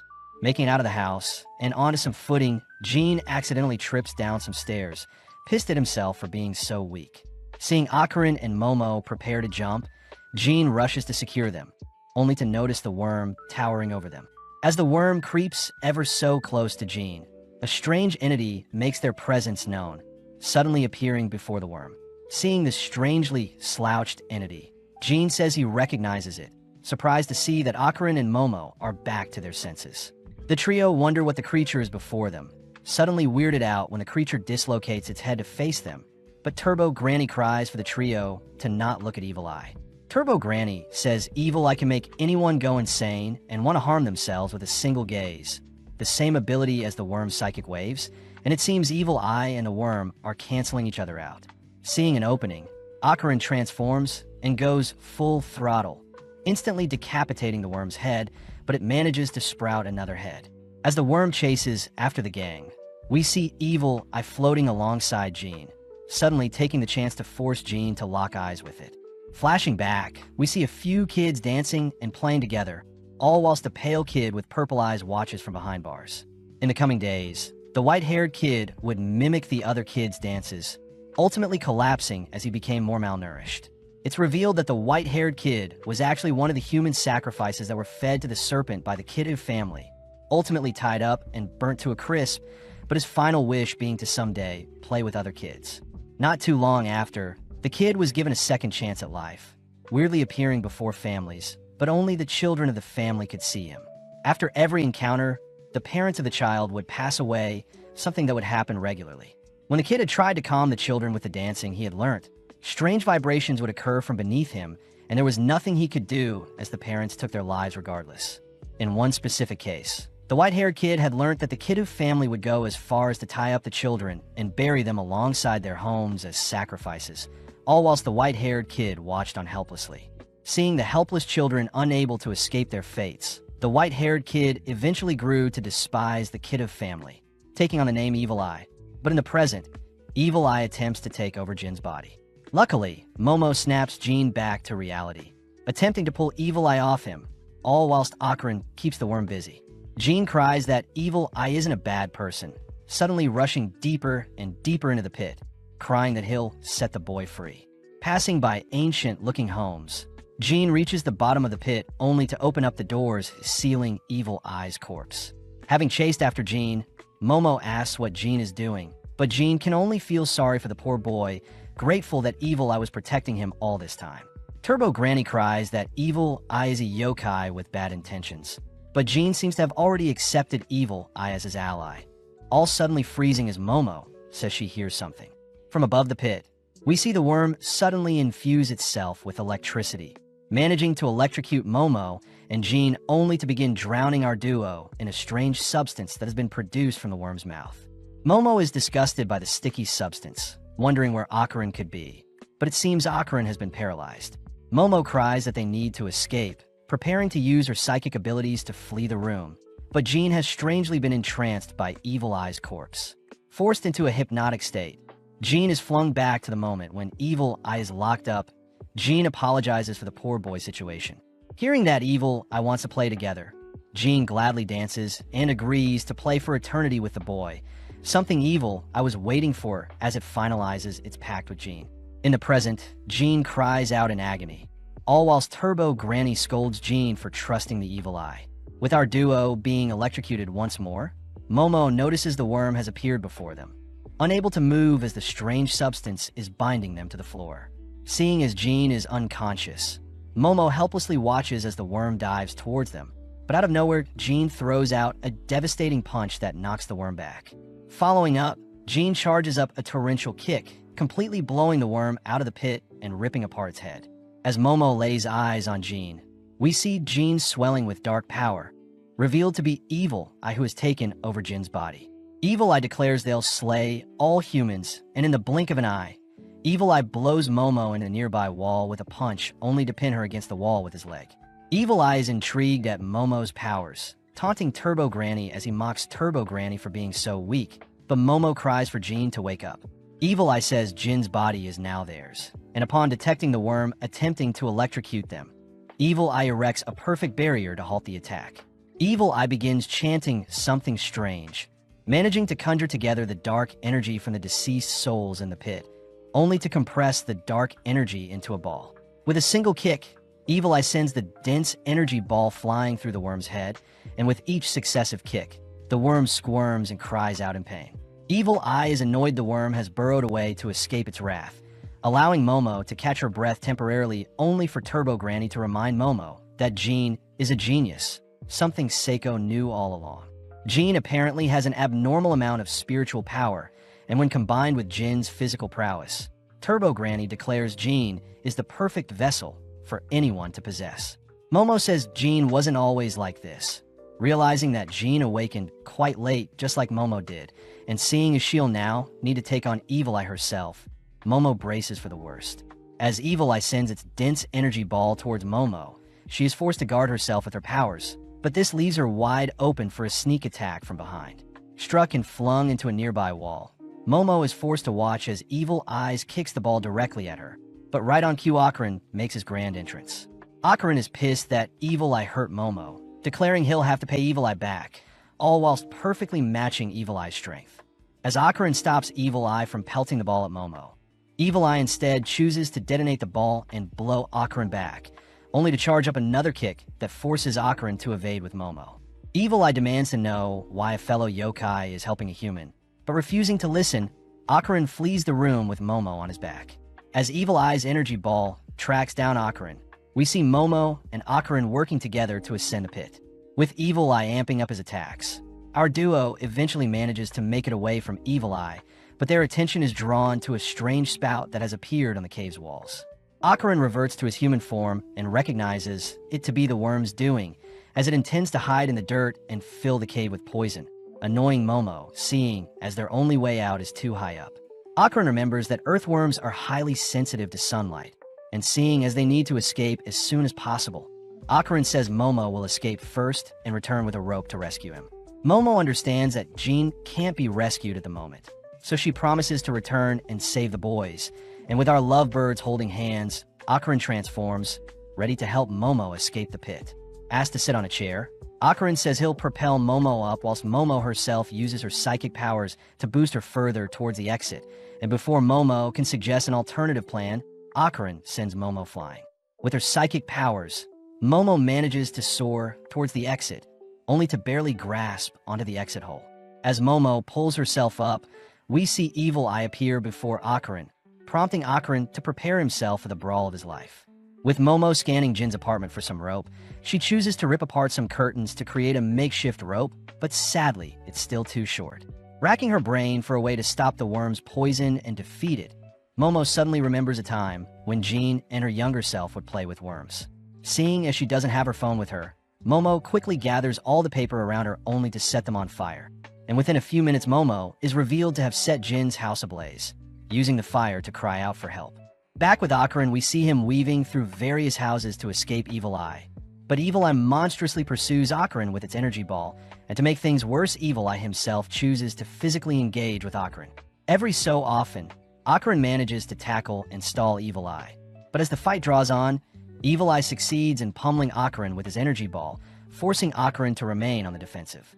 Evil Eye is excited to try out its new body on Akarin, but out of nowhere, Evil Eye begins to bleed from its nose, uttering that the worm's poison is harming its body too much. Needing to end their brawl quickly, Evil Eye sends its energy ball after Akarin, and before it collides with Akarin, Evil Eye converts the ball into a mini house that cages Akarin in place. As Akarin desperately tries breaking free, he suddenly hears the cries of the souls that have been used to create the walls of the cage he is in, ultimately allowing Evil Eye to slowly approach Akarin, and it seems Akarin has nowhere else to run. Although Akarin manages to slip one of Evil Eye's punches, Evil Eye lands a devastating knee, followed by a flurry of attacks that grind and pound Akarin to the nearby wall. Evil Eye cries that he'll slay Momo after he's finished with Akarin, but having heard enough, Akarin declares that Evil Eye was wrong to harm Momo and steal Jin's body as well. As Akarin slips Evil Eye's advance, he charges up a powerful uppercut that rocks Evil Eye. Choosing to go full throttle, Akarin turns the tables and begins pinning Evil Eye to the walls with hundreds of punches, and before Evil Eye can counter, Akarin simply continues his onslaught. Punch after punch, the impact from Akarin's attacks ends up shattering the cursed cage around him, only for Evil Eye to be blown back. As Evil Eye lays limp on the ground, Akarin says he hasn't felt this pissed in a while, and as Akarin himself collapses from exhaustion, he musters up his remaining strength to force his body to move. Seeing as he needs to get closer to the exit for when Momo comes to rescue him, Akarin chooses to drag Jin's unconscious body with him, all whilst Turbo Granny is seen fighting for their life, having been rooted to the floor by the worm's sticky fluid. As Turbo Granny cries out for help, we see Akarin heroically arrive to rescue the poor cat, and with Turbo Granny grateful to see someone come rescuing her, Akarin rushes to retrieve some planks. Placing the planks above the sticky liquid, Akarin begins pulling Turbo Granny away from the sticky floor, only to comedically slip and fall into the sticky substance. Turbo Granny scolds Akarin for being so clumsy, but Akarin says he can't transform, seeing as he already went full throttle twice, desperately calling out to Momo to rescue them. On the surface, Momo is alerted by Akarin's voice, only to demand that the firefighters and police help the people inside Jin's house. Strangely, Officer Tsuru refuses to allow Momo nor anyone else from re-entering the house, and as Tsuru asks for Momo to be dragged away, we suddenly notice the floor beneath them begin to rumble. Right on cue, the earthworm is seen rearing its head as the entirety of its body is seen fleeing from the ground, and as the evening sun begins to harm the worm, Momo cries that everything is going according to plan. In the past, Jin had told Momo that worms breathe through their skin, and after a rainy day, worms escape to the surface to breathe since the soil is too damp for them to survive. As the worm squirms and writhes in agony, it drags its body behind what remains of Jin's house. But Momo refuses to allow the worm to escape. Choosing to use her powers to rail the nearby fire truck into the house, Momo continues to expose the worm to sun, and within a few minutes the worm's body begins to puff up and disintegrates. Becoming all stiff and finally falling over, Momo checks to see if the worm is still alive, but out of nowhere the worm barfs up the entirety of its insides. Surprisingly, Naki and the other kiddos seem to be barely alive, and before Momo can leave to help Akarin escape, the nearby volcano suddenly erupts. As ash and soot scatter across the skies, the nearby townspeople are instructed to evacuate, all whilst Naki says she was right to have sacrificed so many people all along.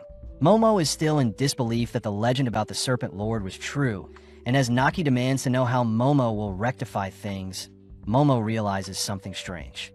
Seeing as earthworms can't exist in the sun, Momo says the legend about the mighty earthworm rising to the heavens is actually about the hot spring fountain. Momo says in the past the volcano was destined to erupt no matter what, and it's unfortunate that the legend egged on the Kiddo family to continue such a horrific tradition. As Momo picks up the rear section of the earthworm corpse, she chooses to toss it off the mountain, only to run after the corpse, all whilst the kiddos pursue Momo as their next human sacrifice. With Momo dragging the worm through town, she manages to reach the town's hot spring, choosing to plug up the broken water fountain with the corpse. Momo says the magma flowing from the volcano will be the thing she needs to deal with next. And seeing as the corpse of the worm can be used like a hose, Momo raises up the head of the earthworm only to allow the hot spring's water to be fed through its mouth. As the devastating ooze of magma begins melting away the surrounding scenery, Momo puts the worm to work by having it spray the magma with its sticky bodily fluid, a solution that puts out the flames. Sadly, the magma is spewing out too rapidly for Momo to deal with. And to make things worse, Naki kicks Momo from behind, having caught up. As the Kitus surround Momo, they declare they'll sacrifice Momo to their new volcano god. But before they can swarm Momo, Manjiro appears, fending them off. Manjiro reveals that Seiko is actually his master, having been instructed to help protect Momo by Seiko herself. Whilst Manjiro fends off the Kitus, we see Momo heaving the earthworm's corpse towards the magma, only to desperately put out the spreading flames. Out of nowhere, a projectile begins shredding the worm's corpse, and as Evil Eye makes his grand entrance, we see Evil Eye lock onto Naki and the Kitus. Naki breaks one of her arms to parry Evil Eye's kick, but before Evil Eye can put Naki down, Momo rescues Naki by pulling her to safety with her powers. Up next, Manjiro tries exchanging with Evil Eye, but the yokai's sheer strength forces Momo to drag Manjiro away, all whilst Momo demands to know where Akarin is. Evil Eye refuses to answer, forcing our trio to work together to take down the being. But as Evil Eye rushes the gang, they're forced to duck, seeing Evil Eye blasting them with a beam. Having closed the gap, Evil Eye throws an axe kick at Momo, but luckily Manjiro bumps her to safety. Sneaking up, Naki tries attacking from Evil Eye's blind spot, but this doesn't faze him, signaling Momo to pull Naki away, only for Manjiro to rush in and trip Evil Eye. Seeing an opening, Momo binds and grabs a hold of Evil Eye, but sadly Evil Eye's energy ball severs Momo's binds. As Evil Eye blows away Manjiro with a kick, he dashes towards Momo before she can react, only to load up a lethal kick. In the blink of an eye, several punches send Evil Eye leaping back, revealed to be the mantis shrimp who has come to assist Momo. Right on cue, a massive flying saucer shines its beam on the battlefield, only to reveal that Seiko has arrived, all whilst riding Taro. With Evil Eye glaring at Seiko, Seiko calls for Manjiro and the shrimp to follow after her, all three swarming Evil Eye as they begin exchanging blows. Taking charge, Seiko evades a devastating stomp from Evil Eye, choosing to spit her cigar to blind Evil Eye temporarily. As Seiko keeps Evil Eye busy, she called for Taro to begin his charge, and as Seiko knocks Evil Eye into Taro's path, Evil Eye is forced to blow Taro apart with a punch. Having purposely planted a talisman inside Taro, Manjiro is tasked with performing a ritual that begins reassembling Taro around Evil Eye, and within a few seconds, Taro has been put back together, all whilst Evil Eye has been captured. Seeing as things have been wrapped up, we see the mantis shrimp's child, Chiquitita, helping to put out the flames with the worm's corpse. Off to the side, we see Seiko scolding Manjiro for not helping Momo sooner, but Manjiro asks to be praised for a job well done. Cutting over to Momo, we see her running alongside the mantis shrimp back to Jin's home, and with the mantis shrimp's help, they break a hole back into the earthworm's pit. Upon seeing that magma has completely filled in the pit, Momo holds back her tears as she blames herself for leaving Akarin behind. But refusing to give up, Momo asks for Chiquitita to place the worm in the pit so she can search for Akarin. The mantis shrimp cries that it's too dangerous to enter into the fiery pit, and as the mantis shrimp holds Momo back from doing anything reckless, we see Chiquitita levitate the magma out of the pit with its spaceship beam. As the gang put out the hot, searing magma, Momo rushes to pull apart the thick ball before her, only to be relieved to see Akarin cradling Turbo Granny in his arms. Akarin is glad to see Momo, revealing that when he was trapped in the pit with Turbo Granny, it was ultimately the combination of the collapsing housing and the worm's mucus that created a protective barrier around them, ultimately preventing any magma from reaching them. Akarin asks where Evil Eye is, apologizing since he wasn't able to hold him off long enough. But as Akarin trips on a Momo, he reflexively backs away. Surprisingly, Momo leans in and embraces Akarin, apologizing herself, seeing as she wasn't able to help rescue Akarin sooner. Returning to Seiko's home, we see Seiko take charge and rally the gang to help perform a cleansing ritual on Jean, an event that doesn't end up freeing Jean. Choosing to head inside for a break, we see Arya amongst the crowd enjoying the meal as well, but she is a little annoyed that she wasn't invited to help rescue her trio. Seiko asks Manjiro about Rockin's sect, all whilst we see the mantis shrimp feeding Chiquitita some milk, but Arya demands to know why the mantis shrimp is back on Earth. The shrimp says the cow they gave them didn't produce milk, a byproduct of their planet, as it seems their world is submerged in liquid, but they still breathe oxygen. The mantis shrimp says it would be better if he lived on Earth, something Arya isn't opposed to as she adores Chiquitita.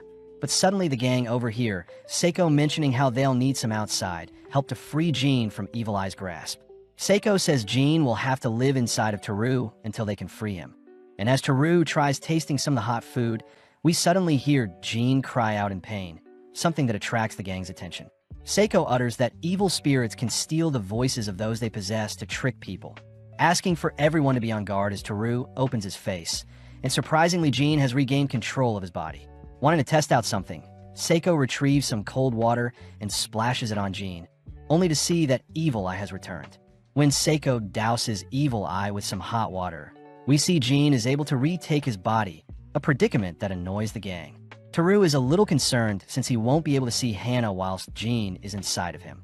But Seiko takes the chance to apologize to our trio, uttering that she didn't expect Evil Eye to be the one causing issues for Jean. Turbo Granny mocks the humans for being so pathetic, especially since Evil Eye is a mountain spirit, a being close to a god. Normally, such a powerful spirit would liquefy the humans they possess. But interestingly, Jin's high spirit power is keeping Evil Eye in check. But over time, Evil Eye will get used to Jin's body and run rampant. Seiko says they'll have people watch over Jean until they figure something out. Plus, Jean is to stay in Kamigo City. Seiko does fear that they don't have much time until Evil Eye adapts to the seals they've placed on it, choosing to hand everyone some thermoses with hot water that they can splash onto Jean, only to warn Jean to avoid any sort of cold water in fear of reawakening Evil Eye. As the gang leave for the night, they hear the Mantis Shrimp is working on a dairy farm nearby, a convenient job that will help feed his family. Before the Mantis Shrimp leaves, he mentions how his name is Peeny Weeny, only to depart via beam through a spacecraft as he heads down the road to his new home. The next day, we see Manjuro driving everyone to visit Jin's parents who have been transferred to a hospital near their home. And as the gang get their hot water ready for any issues that may arise, we see Momo try to hold hands with Akarin in the backseat. Akarin is shy at first, but with some convincing, we see the lovebirds fiddling with each other's hands as they enter into a tunnel. Sadly, Jean breaks the tension by asking Momo to help him convince Teru to stop moving his body around, suddenly reminding the gang to pick up gifts for Jin's parents before they visit. Stopping at a general supermarket, we soon see Jean ecstatic to see his parents are well. And with Teru helping to move Jin's body, we see a news channel report that the volcano eruption in Jin's hometown was ultimately contained with no casualties. Additionally, it seems all the kiddos but Naki have been arrested for the horrific kidnappings. But as we follow Naki, we see she is on the run for the police who have been searching for her. As Naki runs through a forest, she reveals that she has been growing her body for 200 years, choosing to take out her anger on some nearby trees. Overflowing with anger, Naki morbidly begins tearing away at her body, only to reveal herself to be a subterranean in disguise, marking Momo as her enemy. The next day, we see Momo warmly greet Akarin, and as our duo walk to school together, Akarin hears that they'll be performing a Hayashi ritual to help distract Evil Eye as they free Jean. Momo admits that they're having issues recruiting people to help with the Hayashi ritual, freaking Akarin out as he fears he'll have to fight Evil Eye again. But before Momo can ask Akarin something personal, we see Muko and Miko appear. Muko demands to know where Jean is, all whilst Miko asks if the duo knows anything about a UFO sighting near a volcano that erupted recently. As our duo feign ignorance, we see Akarin and the girls heading to school together, all whilst Momo complains about how Seiko won't buy her a phone. At school, we see Arya being shunned and ignored by her own friends, something she knew was bound to happen when she admitted spreading the false rumors about Momo. Before Arya can despair, we see Momo appear and invite her to join them for a chat, something that intrigues Arya's classmates. Arya is annoyed that Momo is being all casual with her at school, but Momo is glad to see Arya isn't still sad, and seeing as Akarin is with them, Momo takes the chance to invite Arya and Akarin to stay at her place moving forward. Immediately, Akarin and Arya are surprised by such an invitation, hearing that Momo will need help when watching over Jean, especially since Manjiro and Seiko may need help if Evil Eye ever returns. Funnily, Akarin and Arya are too flustered to give Momo an answer straight away, but our duo end up accepting, exciting everyone as the sleepover starts today onwards. Momo does take note of Arya's concerned expression, declaring that Arya doesn't need to hang out with them if her other friends hate it. But Arya says it was her own fault for alienating herself from her friends, so she'll deal with the repercussions herself. Back at Seiko's place, We see the seal using Teru's body has begun to fade, and upon seeing one of her talismans darken before her, Seiko asks Teru to release the seal they've placed around Jean. Seiko reminds Jean that moving forward he is not to touch any cold water, and as Teru tries rearranging his body back together, we see Akarin and Momo have returned home. Jean rushes to greet our duo, only for everyone to take note of Arya, who has arrived all fashionably dressed, prompting Jean to help her move her things in. Seiko orders everyone to keep a thermos on them at all times, and as Teru heads to take a nap, we see the others sit down for a group dinner. Momo and Arya choose to chat about the makeup they use all whilst Akarin and Jean make plans to play Smash Brothers later. But as Akarin passes over some cold soy sauce to Seiko, he accidentally spills some onto Jean, immediately reawakening Evil Eye, who begins wreaking havoc. With everyone locking in to combat Evil Eye, we see they're able to splash hot water and transform Jean back, all pissed that Jean destroyed Seiko's home. Akarin notes that Evil Eye is getting stronger, but out of nowhere 4 strange-looking people appear, only to be shooed off the property by Seiko. Momo wonders when the Hayashis will arrive, beginning to take her anger out on Arya, but suddenly the 4 strangers return once again. Revealing themselves to be the Hayashis, they introduce themselves as Patarsan, Yashikichi, Toshiro, and Hideji, all striking fabulous poses to make themselves known. Showing off their talent, we see the Hayashis hook up their electric instruments, exciting the gang as they wonder what powers these Hayashis have, but Seiko says the Hayashis are regular people. Apparently their music should be able to echo into the spirit world, and seeing as they're normal beings, they also won't be harmed by spirits during the exorcism. As the Hayashis begin warming up, we see Seiko restart her cleansing ritual on Jean, and with the Hayashis now pumped up, they begin mashing their tunes to cheer Seiko on. Immediately, the volume from their performance ends up rippling throughout the air around them, an impact that causes nearby spirits to awaken and swarm the area, all excited to watch the Hayashis perform. With the performance getting more hectic by the second, we begin to notice Jean writhing in pain as the music is affecting Evil Eye, and when Momo helps with holding Jean down, she is suddenly able to access Evil Eye's true intentions.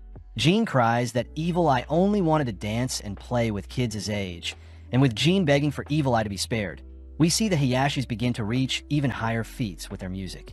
Strangely, Seiko suddenly stops the ritual and orders for the Hayashis to stop playing, announcing that they'll make Evil Eye part of their family. The gang is shocked by Seiko's declaration, wondering if they'll have to forever watch over Jean in case Evil Eye reemerges. But seeing as Jean needs their help, Akarin declares he'll become stronger to rival and suppress Evil Eye to help his friend. Flustered by Akarin's bravery, Momo says she'll train to get stronger as well, but this only fires Arya up as she says she won't lose to Momo. Jean is grateful for everyone's help, rushing to embrace everyone. But as it begins to rain, Evil Eye suddenly emerges and pummels Akarin. With Jean being splashed with some hot water, we see the Hayashis packing up their gear and heading home to escape the pouring rain, only for the gang to patch up the house with whatever cardboard they have laying around. Inside, Seiko asks Jean to tense his core and picture a beam coming out from his head and fingers. Plus, Jean must remain still when pushed. To help Jean learn, Momo shows off her mastery of the technique, something Seiko is impressed Momo had learnt, but Jean suddenly remembers that he would tease Momo for the same pose when they were younger. Seiko reminds Jean that his spiritual energy is very dense, so mastery over it, and his chi flow may also mean mastery over Evil Eye himself. And with Jean taking such advice to heart, we see him awaken later that night only to head to the bathroom. Seeing as Jean had left him, Akarin quickly follows after Jean just in case, even helping Jean warm up the tap water to avoid any accidents. Akarin and Jean confirm to Momo that they have things under wraps, and when they head back to their rooms, Akarin chooses to stitch back together their makeshift wall, all whilst Jean stands back. Jean says he is sorry for causing everyone so much trouble, but Akarin says when Turbo Granny had possessed him, both Momo and Seiko had helped him without question. Akarin had even tried repaying Seiko for her kindness, but Seiko had refused the money, instead asking Akarin to pay forward the kindness, something Akarin is doing now for Jean. The next day, we see Arya and Momo both still exhausted from the previous day, but Arya dragged herself out of bed in order to perform her usual skin routine before applying her normal makeup. At breakfast, Arya takes charge and ensures everyone is well fed, but Arya refuses to serve Momo. With the trio heading to school, we see Jean wishing them the best, but the girls simply continue to argue and bicker all the way to school. In class, Momo cries that she needs a part-time job, especially since they need to rebuild their home. But this makes Muko remember that Rowena says she may have a part-time job for Momo. Momo says she'll take the job, but her friends fear her bossy attitude will get her fired, something Momo says she'll deal with if it comes down to it. With Momo heading to meet with Rowena, we see Miko and Muko informing Akron of Momo's new part-time job, and with the girls getting an idea, they choose to drag Akron on a date with them, seeing as Momo is gone. Although Akron fights for his life, the girls manage to wrestle Akron and drag him out of the school, through the city, and onto a train. With escape being futile, we see the trio heading to visit the Camago shopping street, only to enter into a sketchy-looking alley. Boarding an elevator, the trio enter into a maid cafe, only to greet Momo herself, who has been assigned her new role as a maid. With Momo embarrassed, we see Akron trying to flee, but Miko and Muko are insistent that Akron stay and have Momo service him. With Akron seated, he can't help but find Momo adorable, and with Miko and Muko ordering a drink, they demand that Momo pour it for them. When Momo gets annoyed, she is reminded to treat the customers well, and to bless the drink. Momo and the gang are asked to create a heart with their fingers. Wrapping up their session, we see Miko and Muko satisfied with their scheming, but before they can leave with Akron, Akron cries that he wants to chat with Momo a bit longer. Now alone, Akron hears that Momo is working until 10 at night, but still feeling shy, Momo demands that Akron leave. Obliging, Akron heads off as Momo gets to work, and with Momo holding back her embarrassment, she soldiers through her shift, all while attending to the various customers. Clocking out, Momo heads out onto the quiet street, feeling a little gloomy at how alone she is, but out of nowhere, Akron arrives. Having waited outside for Momo, Akron utters that they can walk home together, flustering Momo as she rewards Akron by holding his hand. At home, we see Arya sipping on some cold boba tea whilst observing Manjiro helping with Jin's training, all amazed to see that Jin has learned how to remain still even when pushed. Seeing as Jin may be ready, Seiko orders Manjiro to prepare some hot water as she'll be drawing out Evil Eye with some room temperature soy sauce, and with Seiko reminding Jin to focus, Seiko lets loose a single drop of soy sauce. As the cold droplet touches Jin's skin, Evil Eye's presence begins to erupt from Jin's body. But having anticipated this, Jin manages to calm himself and steal his resolve, ultimately suppressing Evil Eye from taking over. Seiko is impressed Jin is learning fast, but she warns Jin he still can't handle cold liquids, only for Momo and Akron to return home. With Momo warming up with some hot water, Seiko is surprised to hear that Momo had gotten a job, and as Jin and Arya rush to chat with our duo, Arya accidentally bumps into Jin, spilling her cold tea onto Jin. Immediately, Evil Eye makes himself known only to erect a barrier to deflect any hot water the gang will splash onto him. Locking onto Momo, Evil Eye traps her in his cursed house, and he begins marching towards her. We see the others trying to break through the house, but no luck. As Evil Eye prepares to clobber Momo, Momo manages to blow him back with her psychic powers, but Evil Eye simply collapses his cursed house to bring them closer together. Now with his arms around Momo's neck, Evil Eye is caught off guard when Momo spits the hot water she had in her mouth, officially bringing Jin back. Immediately, Akron rushes to Momo's side, but Jin is still in disbelief, seeing as the people around him got hurt because of him, and before the gang head to bed, we see Arya apologizing for being unable to help whilst Akron declares he'll need to become stronger. The next day, we see Akron visiting Peony in his human form, a disguise that impresses Akron, but most importantly, Akron begs Peony to train him to fight.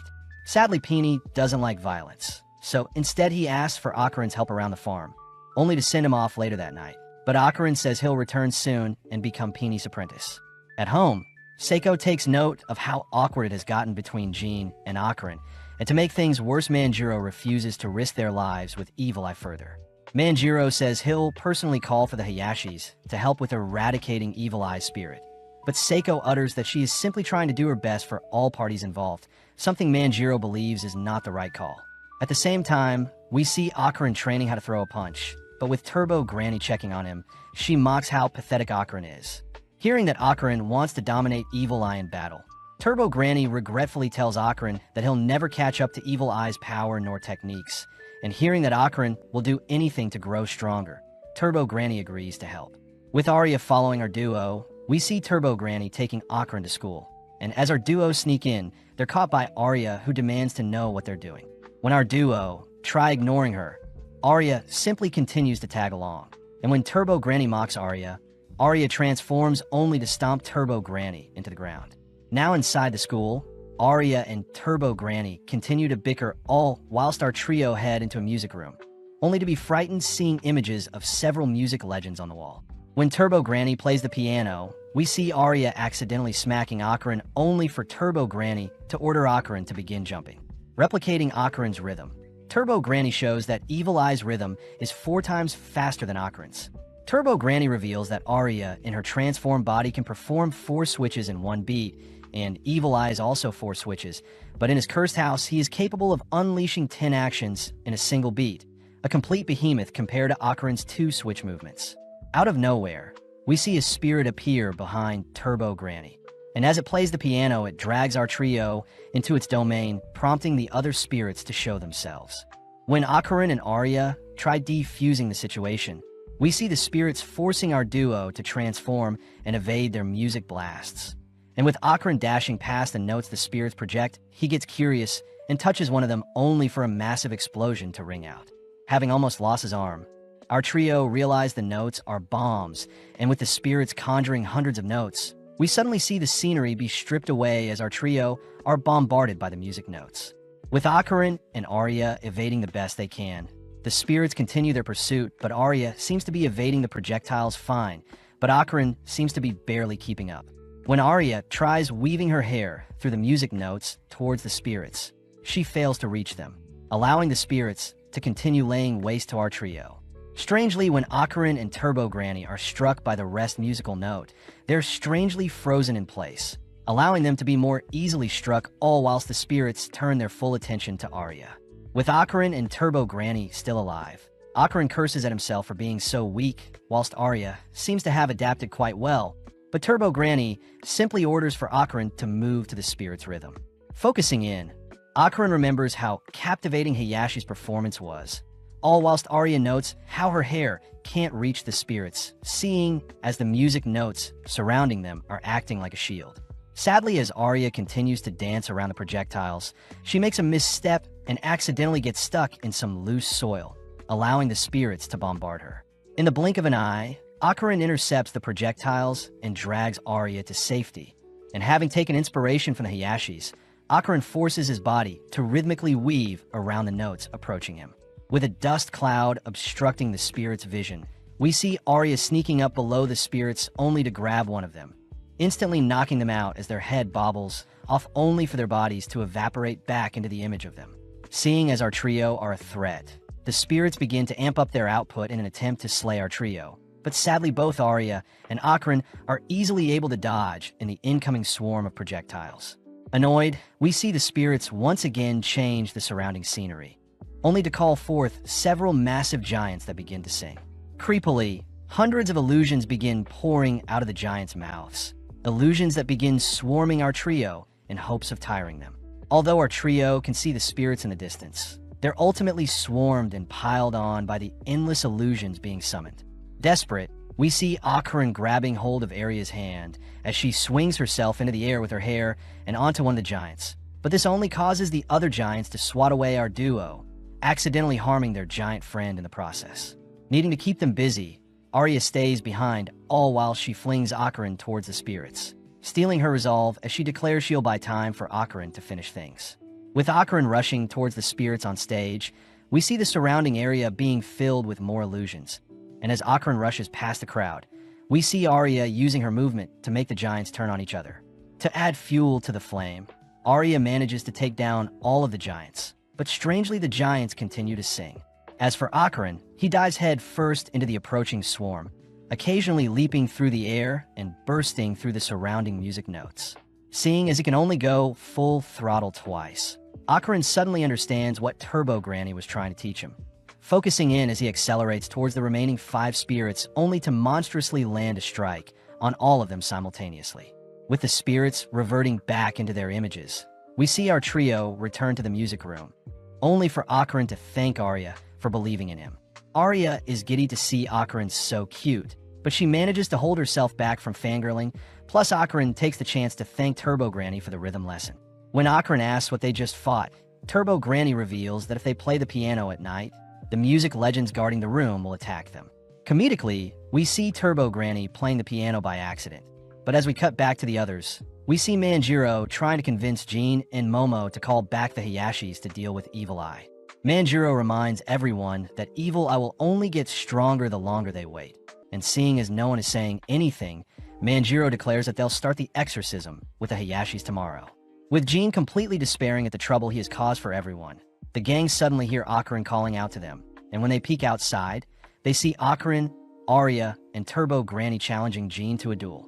Before Momo can calm Akarin down, Akarin cries that he was pissed when Evil Eye attacked Momo, and seeing as they can't wait for Jean to tame Evil Eye, Akarin declares that he'll help Jean beat Evil Eye into submission.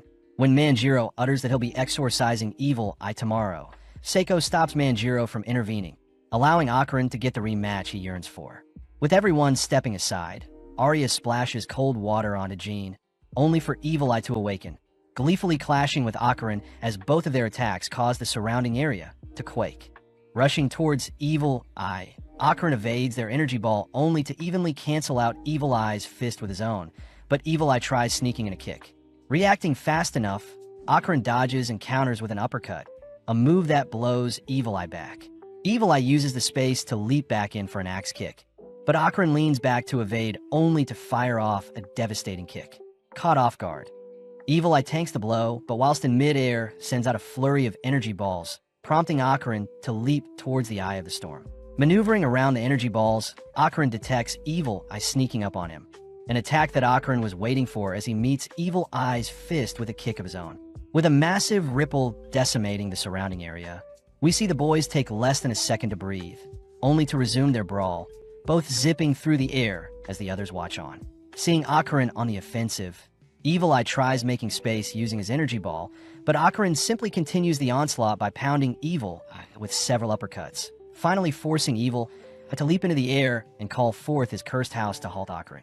Sadly, Akarin had managed to evade capture, immediately overtaking the battle with his monstrous aura. With Evil Eye being helplessly tossed around, Akarin prepares to go full throttle, and with Akarin dashing towards Evil Eye, he manages to headbutt the spirit into Seiko's home. Immediately, the attack causes Seiko's house to be blown to smithereens, and when Akarin goes to check on Jin's body, he is surprised to see Evil Eye still has energy to fight. As Evil Eye marches towards Akarin, Momo realizes that Akarin can no longer transform since he used up the last of his full throttle, but Akarin heroically cries that he'll be the one to take down Evil Eye. Seeing Evil Eye up and close, Akarin is ordered to continue fighting, but before the others can step in, Akarin says he refuses to fight weaklings. Catching everyone off guard, Akarin continues to scold Evil Eye for being weak, but Evil Eye snaps back, declaring that he is very strong. Akarin promises to fight Evil Eye whenever he wants, but Evil Eye must promise to never harm anyone else, an offer Evil Eye surprisingly accepts. Akarin adds that he is willing to fight Evil Eye once a week, a declaration Seiko considers bold, but seeing as Akarin has things under wraps, Turbo Granny explains to Momo that this was Akarin's plan all along.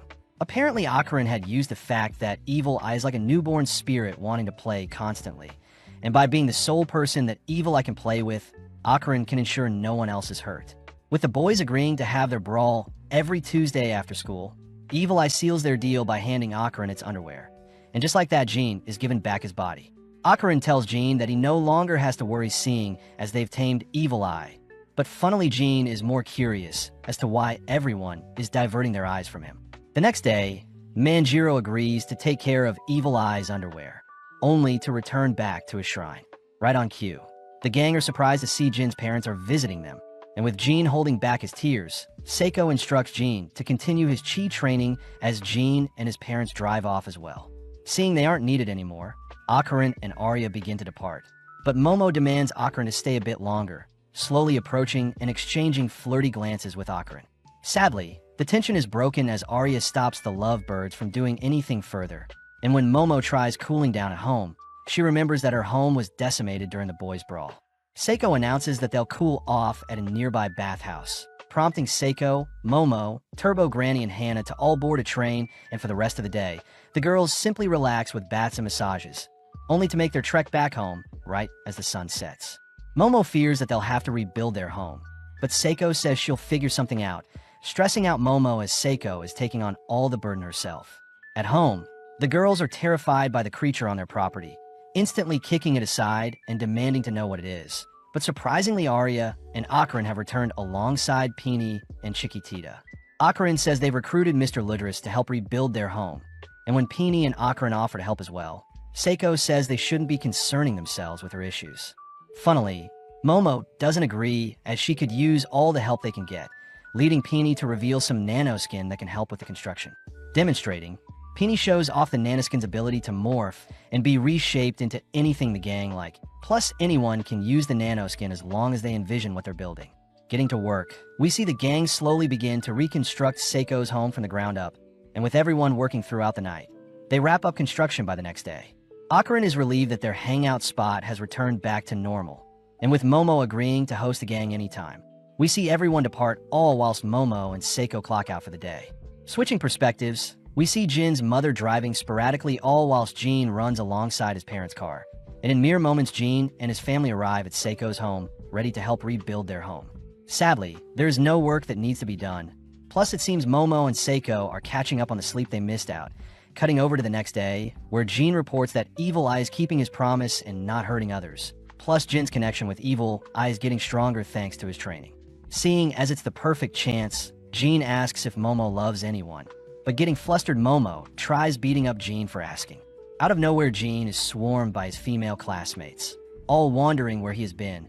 But before Momo can leave, she notices Jin has transformed as he has been given some cold yogurt.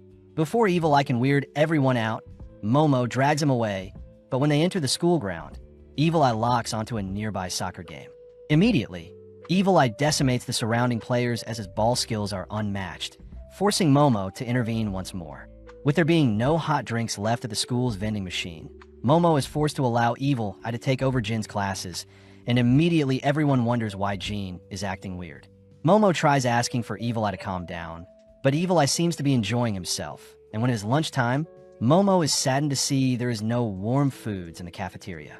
With it being Evil Eye's first time eating noodles, he tries stuffing down the meal with his hands, but Momo chooses to show Evil Eye how to use chopsticks. Towards the end of school, Miko and Muko ask Momo why Jin is acting strange. And when the girls wonder if a ghost is causing Jin's weird behaviors, they show off sightings of a supposed golden ghost ball that is haunting a nearby housing complex. At the brink of dawn, we follow Kinta Sakata performing his usual morning routine, only to confidently strut to school. At the same time, Kinta took note of the blossoming relationship between Momo and Akron, and in class, Kinta observed Akron closely as he shared an interest in the supernatural as well, even trying to chat with Akron during lunch, but he couldn't find him as Akron was looking for Momo. Kinta did find it peculiar that Akron and Momo are close enough to touch lips, but continuing his endeavors, Kinta would try to spark Akron's interest by showing off all the cool toys he has. Sadly, Akron doesn't seem to care. Having no choice, Kinta confronts Akron, declaring the boy to be his enemy as he demands to know why Momo likes Akron. Kinta cries that he wants to be popular just like Akron, but right on cue, Momo appears announcing that she has found Akron's golden ball, a statement that flusters Kinta. Momo is happy to see Kinta and Akron are so close, and before Momo and Akron can head outside to chat some more, Rin Sawaki, the Class B president, asks Momo to stop causing a scene in her class. Rin also accuses Momo of dragging Akron around, offering to stand up for Akron, but this fires Momo up as she doesn't want another girl to care so much for Akron. Off to the side, Kinta can't help but be jealous at all the attention Akron is getting, and when he tries getting everyone's attention with a pose, he only manages to weird them out. That evening, Momo reminds Akron that he has been getting quite popular recently, something that excites Akron. Momo utters that the image of the golden ball taken seemed to have the space around it warped, but at the same time we see Kinta tailing our duo, declaring he'll figure out the secret to get popular as well. As our duo prepare to leave school grounds, they suddenly notice Kinta following them, and before Kinta can explain himself, he magically begins to float. In the blink of an eye, Kinta begins flying towards Momo, but Akron transforms and shoves her out of harm's way, leaving Kinta to eat the ground. Off in the distance, our duo spot the golden ball where Kinta was swiftly rushing to grab a hold of it, but manages to slip from Momo's psychic grasp. As for Akron, he is blown back as the golden ball seems to have a physical body, and before they can investigate, the ball seems to run off. With Momo and Akron chasing after the ball, Kinta is tasked with guarding their bags, and as our duo leap up the stairs of a building complex, they eventually lose sight of the ball. Out of nowhere, the ball appears and blows Momo off Akarin's back, only for Akarin to be struck several times, followed by the ball fleeing once more. On the roof, Akarin and Momo work together to subdue the ball, but with every hit it manages to bounce back and flee, forcing our duo to continue after it. Seeing the golden ball descending, Momo cries for Akarin to hold on to her as she swings after it. But the ball catches the duo off guard and knocks Momo loose from her hold. Luckily, Momo softens her fall, apologizing to Akarin as he was almost crushed by her weight. As our duo complain about how unfair it is for their enemy to be invisible, they suddenly hear Kinta crying out, prompting our duo to rush towards the noise. Right on cue, they spot Kinta's body falling from the building, leading Momo to save the boy with her psychic abilities, but Momo can only scold Kinta for following them. Seeing the golden ball approaching them, Kinta offers to subdue the being, but when he runs towards the ball, he only ends up tripping over himself. As the ball flees through an apartment building, it tries escaping by smashing through several consecutive apartments, but Kinta is seen chasing after it all whilst Momo swings beside them. As for Akarin, he has run ahead of the ball, allowing our trio to pincer the ball from 3 directions, leading Momo to cry that she can see the being housing the golden ball. Using her psychic arms as reference, Momo orders Akarin to charge the creature before it escapes. And with Akarin going full throttle, he rushes forth and rails the being before him. Kinta declares that he knew the creature's invisibility could be weakened if they observed the creature from different angles. But Akarin and Momo are more interested to see that the creature carrying around the golden ball is a kaiju-looking monster. Seeing as they can no longer see the golden ball, they reason they should head to retrieve the ball before the creature wakes up, but right on cue our trio detect the kaiju rapidly growing and enlarging its body.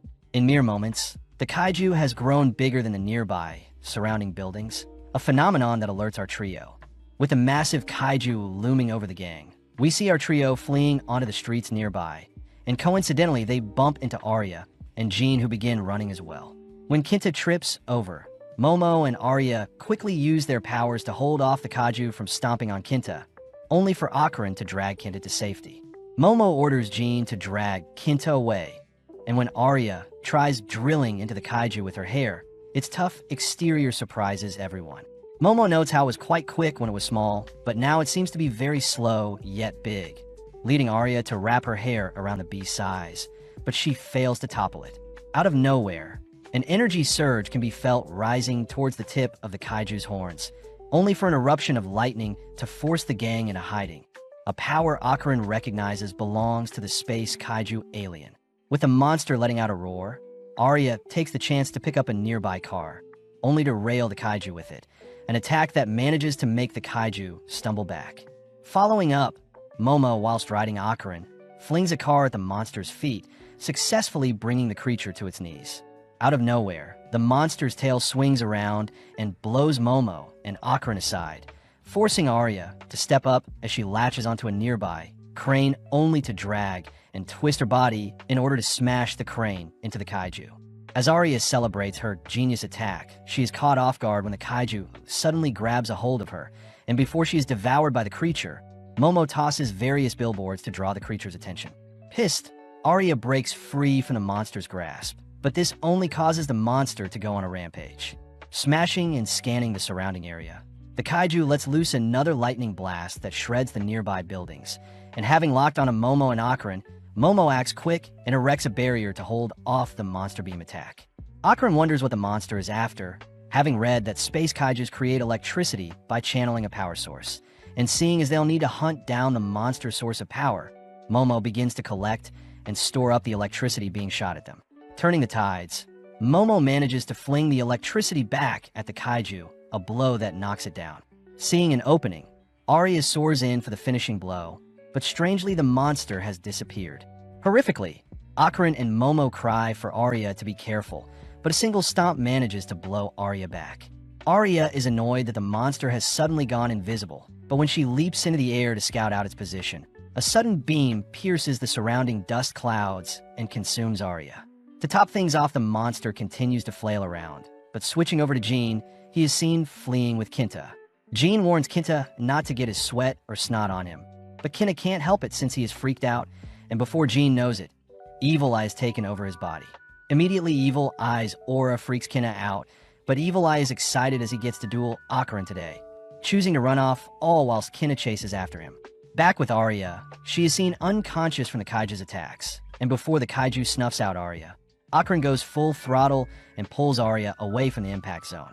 Helping out, Momo drags our duo to safety, but a stray projectile manages to buy them time to retreat.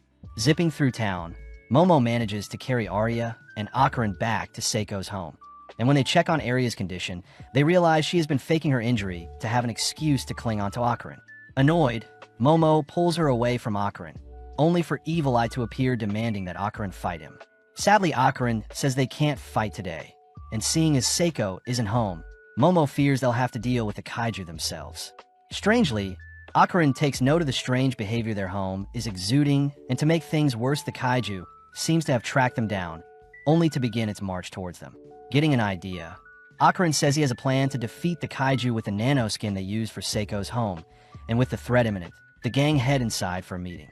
Akarin reminds the gang that the nanoskin is a type of nanomachine that takes the shape of anything the holder desires, leading Akarin to begin reshaping the entire house around them to create something big. Sadly, Akarin's vision begins to wobble as Arya clings to him, and seeing as the home is closing in on them, Kinta offers to take charge and reshape the house for them. In the blink of an eye, Kinta lets his imagination run wild as he rebuilds Seiko's home, and in mere moments, various trapdoors and compartments reveal themselves only to drag the gang into separate compartments. It is revealed that Kinta had imagined a massive robot they can pilot, and with it resembling a statue of Buddha, the gang prepare to stop the Kaiju in its place. Funnily, Momo begins to freak out seeing as she is unsure of how to man their mech, and with Kinta being of no help, the gang begin pushing buttons at random.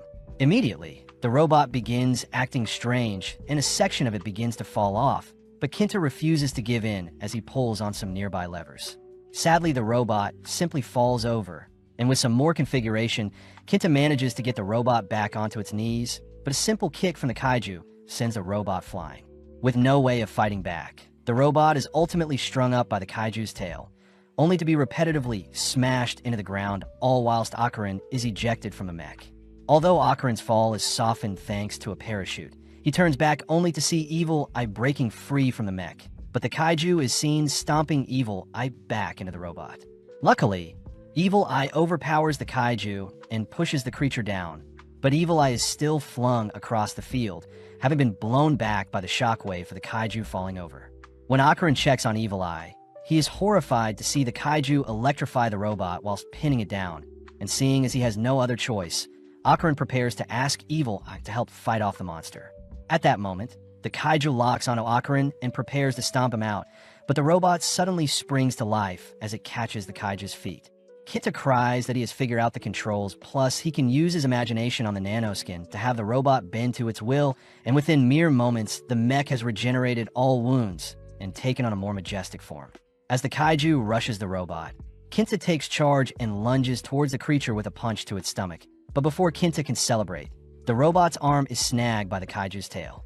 Dragged across the battlefield, Kinta uses the momentum to smack the monster with a punch, followed up with a sidekick that rocks the creature. When the Kaiju fires off its beam attack, Kinta is forced to relinquish one of the robot's arms. But improvising, Kinta tosses the robot's severed arm to land another punch. Magically, Kinta simply re-stitches the robot's severed arm, only to swing the Kaiju around by its tail. Tossing the creature aside, Kinta and the Kaiju end up back in the building district, and with both monsters wrestling each other, the Kaiju begins to charge up its beam attack once more. Flashing back, Kinta still remembers the times when he was bullied for loving and adoring the fictional books he brought to school, but at the same time the robot seems to have been blasted back by the Kaiju's beam. With Kinta very aware of the feeling of being knocked down, he chooses to get back up and continue fighting, crying out that he loves robots and won't change for anyone. Rushing the monster, Kinta starts by grabbing a hold of the creature and flinging it over his shoulder, followed up by a punch that stuns the creature only for his spinning attack from above to place the Kaiju to sleep for good.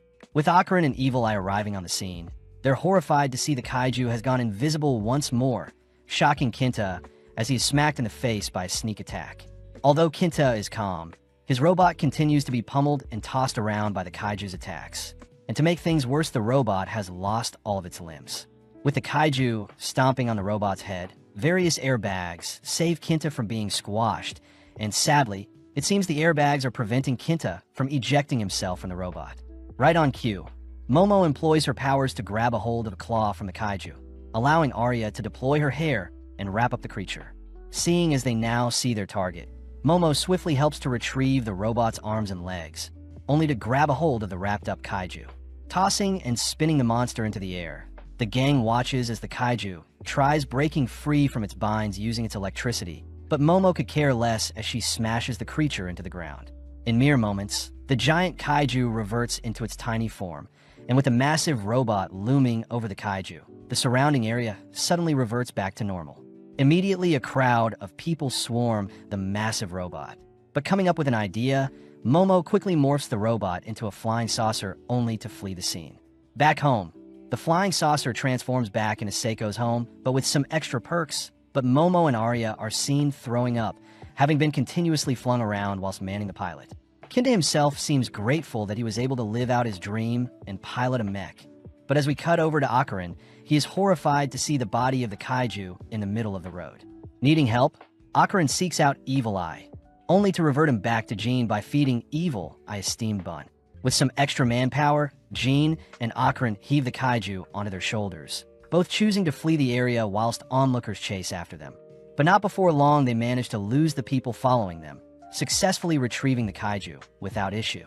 Right on cue, Kinta appears greeting the boys, and when he confirms that the girls are all right, Akarin reveals that they fought the kaiju to retrieve a golden ball.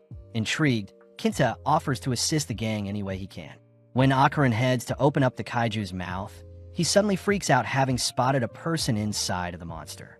Upon seeing a zip inside the kaiju, Akarin chooses to unzip the kaiju only to unveil the body of a girl.